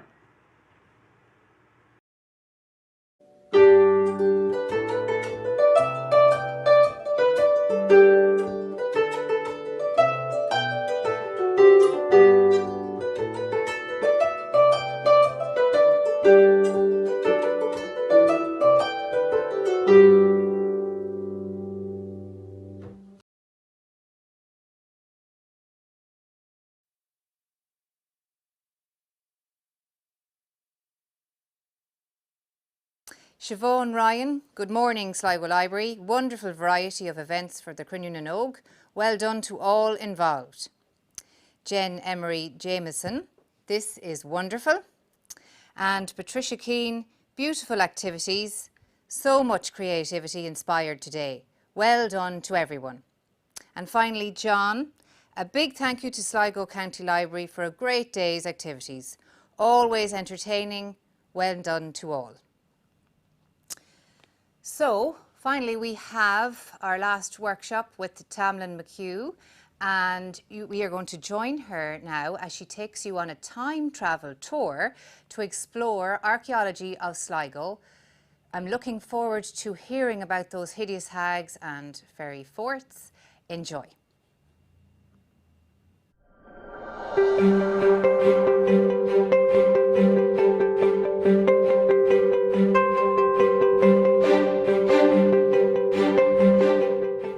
So we're here in the Ballygawley Woods today, and we're right along the Sligo Way, and I'm delighted to be joined by Pat today, and he's here at this very ancient site. This is what archaeologists call a stone row, and it's thought that stone rows date to the Bronze Age, so we're talking about 4,000 years old, and really they consist of two stones or more, and this one has 3 stones in a line, which is why we call it a row. And we don't really understand why these were put here, for what reason. Perhaps it defined some kind of a boundary between different tribes, that this was their land and this was the other tribe's land here. It may be that this marks the burial place of a warrior, someone important in the community. So we're not entirely sure, but they're very interesting stones. And these stones, Pat, you were telling me, have a great story associated with them, that not many stone rows have a tale like this with them. Yes, that's right. People like to have a story about something that they didn't fully understand or didn't know all about, and they like to think, how did this happen? And the story is that there was this Cailleach, this famous woman. She was wise, very, very wise. She was wealthy, she was prosperous, and she lived across the side of the mountain back over there. In fact, some people say that she had a house on the front of the mountain. You could see it if the trees weren't in front of us. And she had this cow, and the cow was the source of all of her wisdom and of all of her wealth, and she looked after it. It was well bedded, it was well fed, and it was well housed, and she really did look after it. But one night, a man and his son, they decided, we want this cow for ourselves. We want all of this for ourselves, the wealth and the wisdom. And they came to her house and stole in, took the cow and brought it across the side of the mountain and brought it down along this way, heading home over towards towards the lake over behind us. And when they got here, she caught up with them. And she had brought her magic wand with her. And she threatened them and she told them, I want my cow back, and they wouldn't give it back to her. They resisted every effort she made, every argument she made, and she said, look, if you don't, she said, I'm going to use my magic wand on you and you'll be sorry. And the man still wouldn't. So she turned to the boy and she hit him with the wand, and he was turned into stone. And the man still resisted and wouldn't give in. And she struck him. But she struck him so hard that she also struck the cow that was on the far side of him and turned the cow into stone as well. So she turned her own prize cow to stone. Exactly. And we can see it here. This is the representation of the cow, and you can see it as if it's lying down with the head up. Yes, she's still lying there. The cow is waiting to be turned back into, a living creature. But never. And the Cailleach, what was the Cailleach? Was she a form of witch, or? She was. It was the old Irish name for an old woman, and it was used to describe all sorts of different women. We'll say some will say powerful women. She was a powerful woman. She was almost a goddess, right? And a lot of people know there used to be a poem called McSharry, Sinéad O'Hanlon. Ireland is older than the Cailleach Beara. She was old, and She had great powers. She lived for many, many years. In fact, for so long, she just got tired of living and she couldn't die. And she decided, I have to end this someday. And she went over from the house on the mountain up here. She went over the top of the mountain down to a lake called Loch Dogay, the lake of the two geese. It's supposed to be a bottomless lake. And she threw herself into the lake and she drowned in that lake. And so the moral of the story, don't mess with the Cailleach. She's very powerful. Yes. She's possibly an old deity or an old goddess. Yes. And it's great to see that association here with these stories, with this monument here. You won't get the better of the goddess. Maybe you won't get the better of any women at all. So men have to watch out and be careful.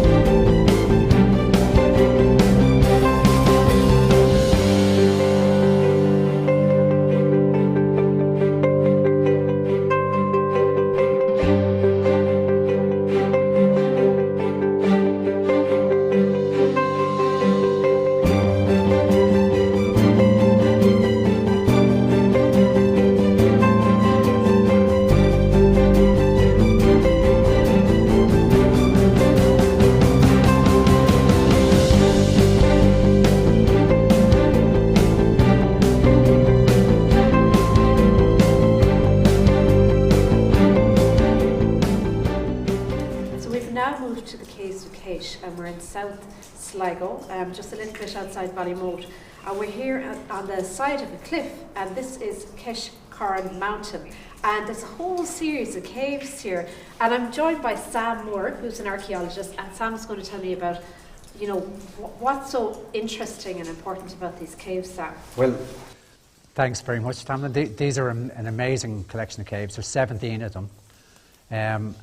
And I think the most striking thing about them is that you can see them for a long distance. You know, there's quite big cave mouths, and you can see them for miles. If anybody ever drives from the airport at Knock past Tubbercurry and you look this direction, you can actually see the caves even from that distance. So they're very striking. The caves themselves were formed, over millions of years from water flowing through the limestone. Water dissolves the acid in the water, dissolves the limestone over a very slow period. So these have been truncated, they've been cut by an ice sheet moving by the side of the mountain. So you get these big cave mouths. So caves take different forms. So these are really spectacular. So they were formed, the mountain itself was formed about 300 million years ago, a little bit more, when all of this was actually underneath a warm, shallow tropical sea. And so limestone is dead marine life. But over millions of years then, water trickling through the rock makes these caves. You would have had streams flowing out that become relic over time. And then a big glacier during the Ice Age, more than 10,000 years ago, carved this cliff face off the side of the mountain, exposing these big cave mouth entrances. And we can still see that there's water permeating through. Yeah, you can still see, yeah, it's still... And did people ever live in these caves, or were they, what kind of way did humans? Okay, so all around the world people see caves often as not as otherworldly entrances, going into the underworld, a place of the supernatural. So in a lot of world mythologies you get lots of stories about creatures living in caves, or monsters or demons or all kinds of things. But so people in Ireland in prehistory didn't live in caves. They seem to be using them for religious reasons and often depositing their dead in them. In this particular caves, The earliest evidence we have for that is during the Celtic period, when Arden tools were introduced to Ireland. At the latter part of that period, just before Christianity and St. Patrick came, there's evidence of people depositing human remains here in the form of teeth. So there's human teeth, dog teeth and horse teeth all found at some of these caves. So we think it's something to do with their religious belief at the time, because dog and horses were often seen as religious animals. But then later, about 1,200 years ago, people seem to be actually living in the cave during what we call the early medieval period. And we found things like a Viking-style bone comb, a sickle made out of Arden, and other objects, and evidence of people eating and cooking food near cave entrances. So me and Sam have decided to explore some of the caves up here, and you can see how dark and gloomy and a little bit spooky this is. Spooky. Sam, and Yeah. there have been numerous tales about these caves. Yeah. I have heard tell of some hideous hags. Indeed, there's 3 hideous hags. There's lots of stories about the caves of Caish, but the most famous one is about the story of the 3 daughters of a guy called Conran Mac Imidale, who was a member of the Tuatha Dé Danann. And Fionn McCool and the Fianna are hunting in the area of Caish Corn, and the noise of the dogs annoy Conran Mac Imidale and his 3 hideous daughters. And the daughters they have magic, and they have these magic threads that they wrap around Fionn McCool and the Fianna. And the Fianna are powerless to resist her, so the hags capture the Fionn and the Fianna, wrap them up in these magic threads and drag them into the darkness of the caves. But fortunately, Gull MacMorna helps Fionn McCool and comes along and kills the 3 hideous hags and releases Fionn and the Fianna. So I think we'll be okay.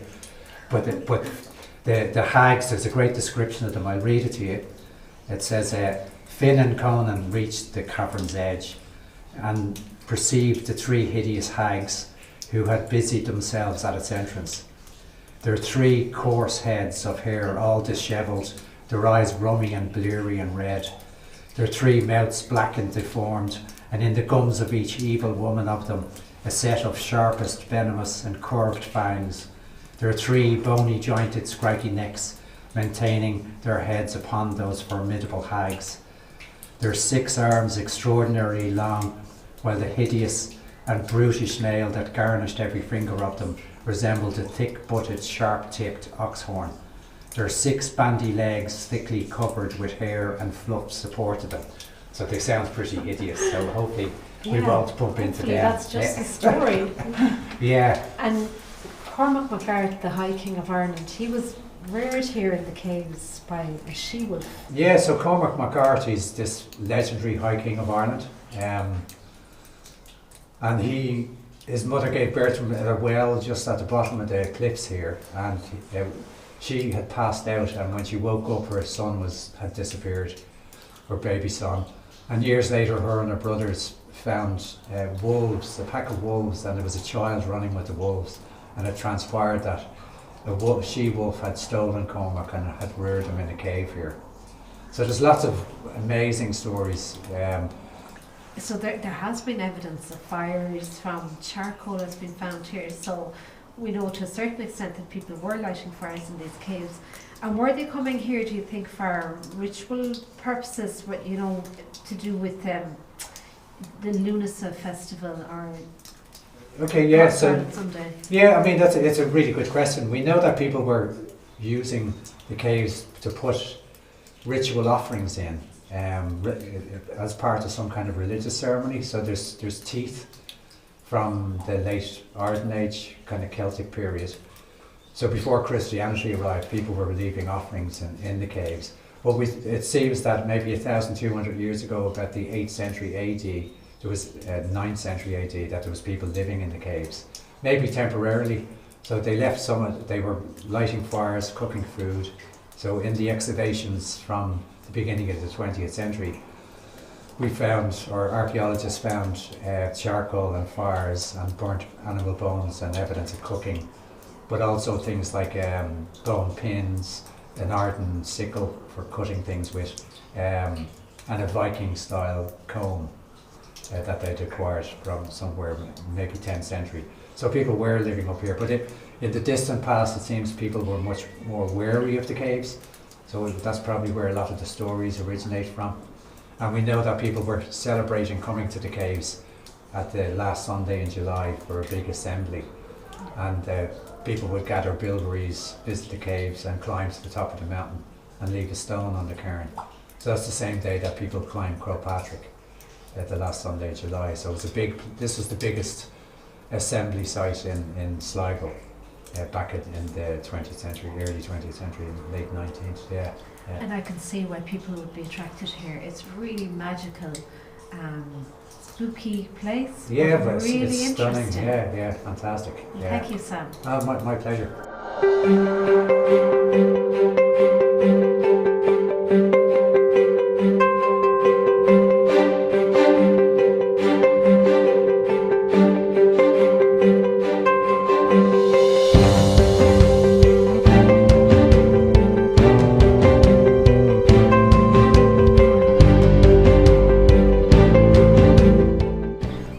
Castlebone Fort, and this is a stone fort.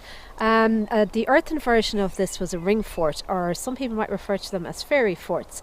And I'm joined here today by Joe McGowan, who's a local folklorist and historian in this area, and Joe has a very interesting story to tell us about the Dara Cú, Joe, and its association with this stone fort here. Indeed so.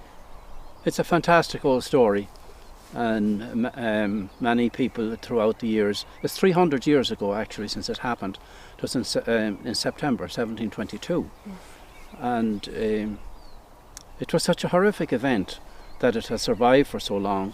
Of course, Ireland at that time was solely Irish speaking, so the ballad originally was composed in Irish and then with an English translation later on.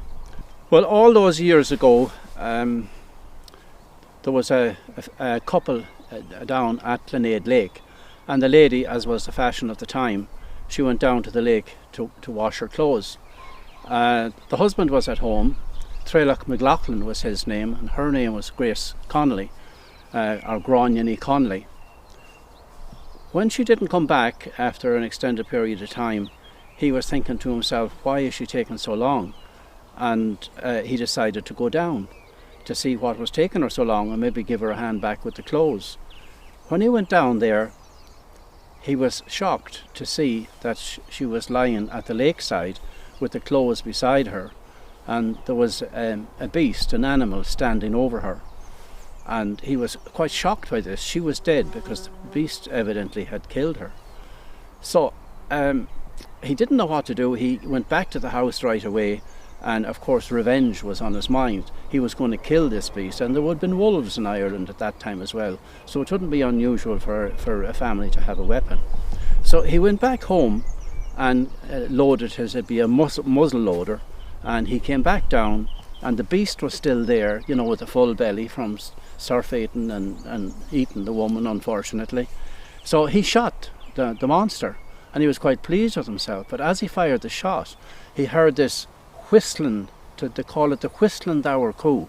This noise came down the lake because evidently the partner was watching from a distance, and when he saw his partner being shot by this man, he came to the rescue of his creature, which was the Dara Cú. So Treilach became quite afraid when he heard this, because there was another one now, and he didn't know there could be several of them there.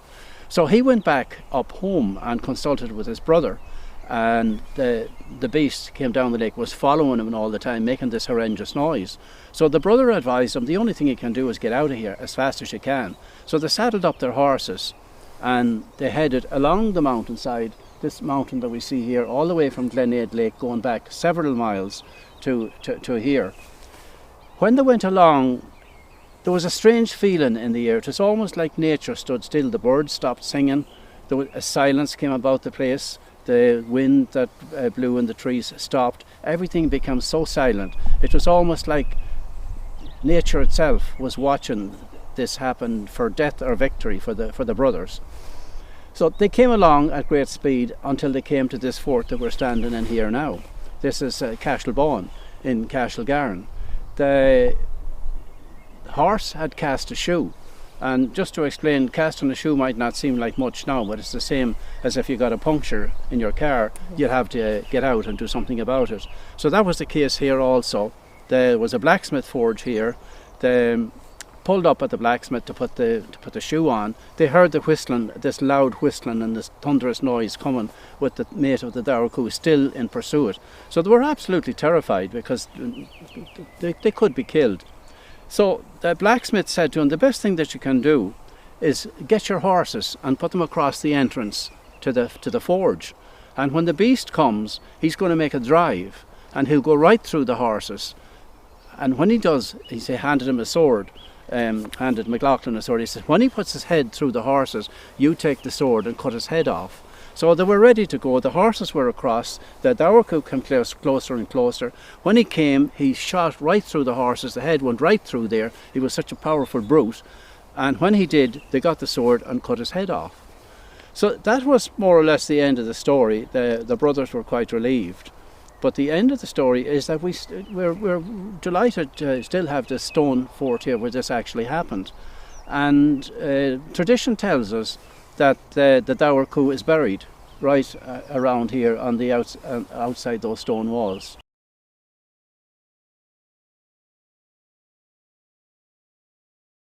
And one of the other things, Joe, that we find is commonly associated with ring forts, castles, fairy forts are of course the fairies. Indeed. And that these are where the fairies live Yes, under indeed. the fort. Yeah.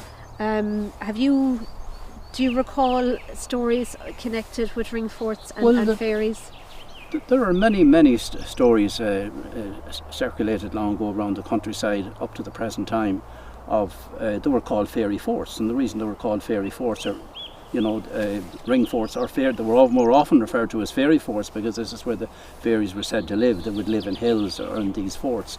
Of course, they were the descendants of the Tuatha Dé Danann, the magical people who existed in Ireland at one time until they were defeated by the Iron Age Celts and driven underground to forts and hills and places like that. It was considered unlucky to remove anything, even a branch of a tree or stones, from a fairy fort. It would bring bad luck. And there are numerous stories around the countryside of people who interfered with a lone bush, which is another tradition. Or one particular story that comes to mind at the moment is a man not so far away from here, passed on now he has, who saw a bit of land like this and he thought, I'll grow some potatoes there. So he went in and scored a few ridges to plant the potatoes. But they never did well for him. And eventually the man himself came to a bad end. He fell into bad health. And that's what happened to people. If they call them the gentlefolk, and if you're good to them, they'll be good to you. But if you interfere with them, they can wreak a revenge on you. And a while ago there were many stories about the fairies, and people were very cognizant of the fairies and protective of them as well. Yeah. Of course, there was the tradition too of turning the coat inside out. Yes, and that is a protective way of protecting yourself from the fairies if you're in a certain situation. Certainly, yes. The fairies could be very mischievous. I suppose to pass the time, like children, they would put people astray at night. And there are many stories of people getting put astray at night in Mullaghmore, all over Sligo and other counties as well. But one of the ways of breaking the spell, and it was very difficult to understand because people walked across the fields to neighbours' houses that time. They never went along the road or drove in a car. This is why people don't see fairies anymore so much, because we get into our car now and we travel down the road in a blaze of lights. And I often say, sure, the fields could be full of fairies at night. Who walks across the fields at night anymore, or by ring forts like this to see where the fairies are? But there are many instances of people going through paths that they knew all their lives and not being able to get out. They couldn't find the path, they couldn't find the stile and the ditch where they would get out. They would go round and round. But there would be one knowledgeable person in the group, and they would know from the old people and from tradition that if you take your coat off and turn it inside out, it breaks the spell. Well, thank you for that, Joe. That was very interesting, and I think just to be on the safe side, leaving this fort, I'm going to turn my jacket inside out. Well, you're a very wise thing to do, Tamlin, and thank you for asking me. Thank you again.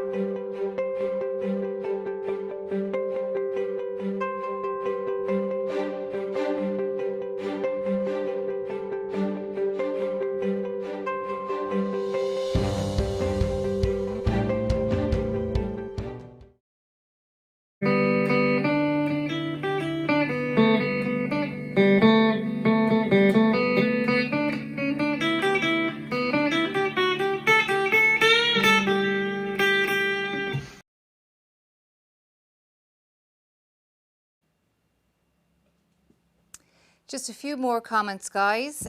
Julie Golden Gallagher, absolutely brilliant workshops. Thank you so much. Trish Casey, thank you to Sligo Library for a fabulous event. Angela Wallace, great stories and cool archaeological sites of Sligo. Thanks, guys. And another comment, Sligo looks amazing. So that's it, folks. I'm sure you all had a wonderful morning. Now it's time to get out and enjoy and explore the natural surroundings. Just if you're looking for some information on the competitions, age categories, closing dates, etc., log on to Sligo Library, www.sligolibrary.ie, under the Cruinniú page, under Library Initiatives, and you'll find it there. Also, just to mention a few things that are running over the summer. There's a Summer Stars natural reading programme, and there will be a lot of online competitions for all age groups attached to this. The library will be running online storytime events, and there'll be more e-books and e-audio books available on BorrowBox than ever before. And the Sligo Library are delighted to announce that there'll be rewards for taking part in this. And if you're going to sign up, you get a free bag, a bookmark and a pencil. So stay tuned to the Sligo Library website for more offerings in the coming weeks. Now, if you're looking for even more entertainment, especially for the very young children, log on to the Hawkswell website page and another Cruinniú event called Hushing.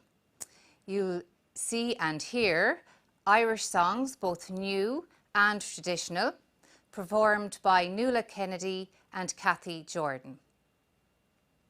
So, all I can say is many thanks and a huge congratulations to Sligo Library's Cruinniú team for all the planning and preparation that went into today. And a special shout out to Ultan and Michelle. Also to all the workshop and Zoom presenters. Well done. And we can't forget the behind the scenes production team here at Studio Rove with James and Mark. Thank you so much for ensuring that all went according to plan. So folks, all I've left to say is gur a míle maithagat, slán go fóill, and to close, we're going to give you a final glimpse of Sligo's finest natural surroundings and beautiful words by the man himself, William Butler Yeats. Thank you.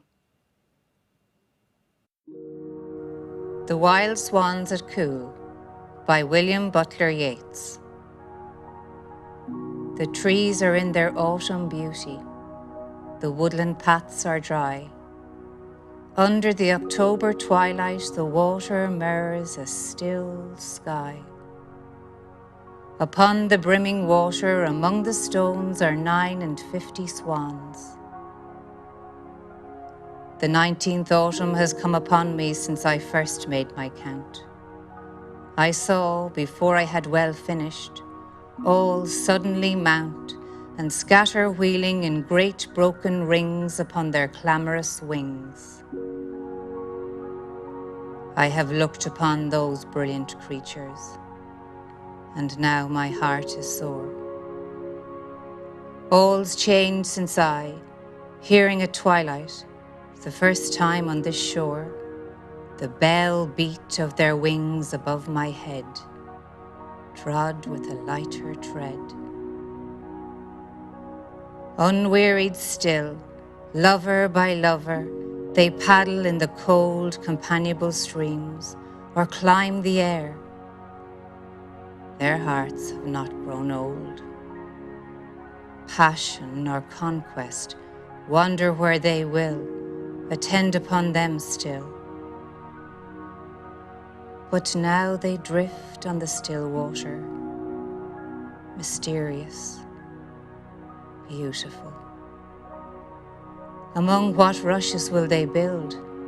By what lake's edge or pool delight men's eyes, when I awake some day to find they have flown away?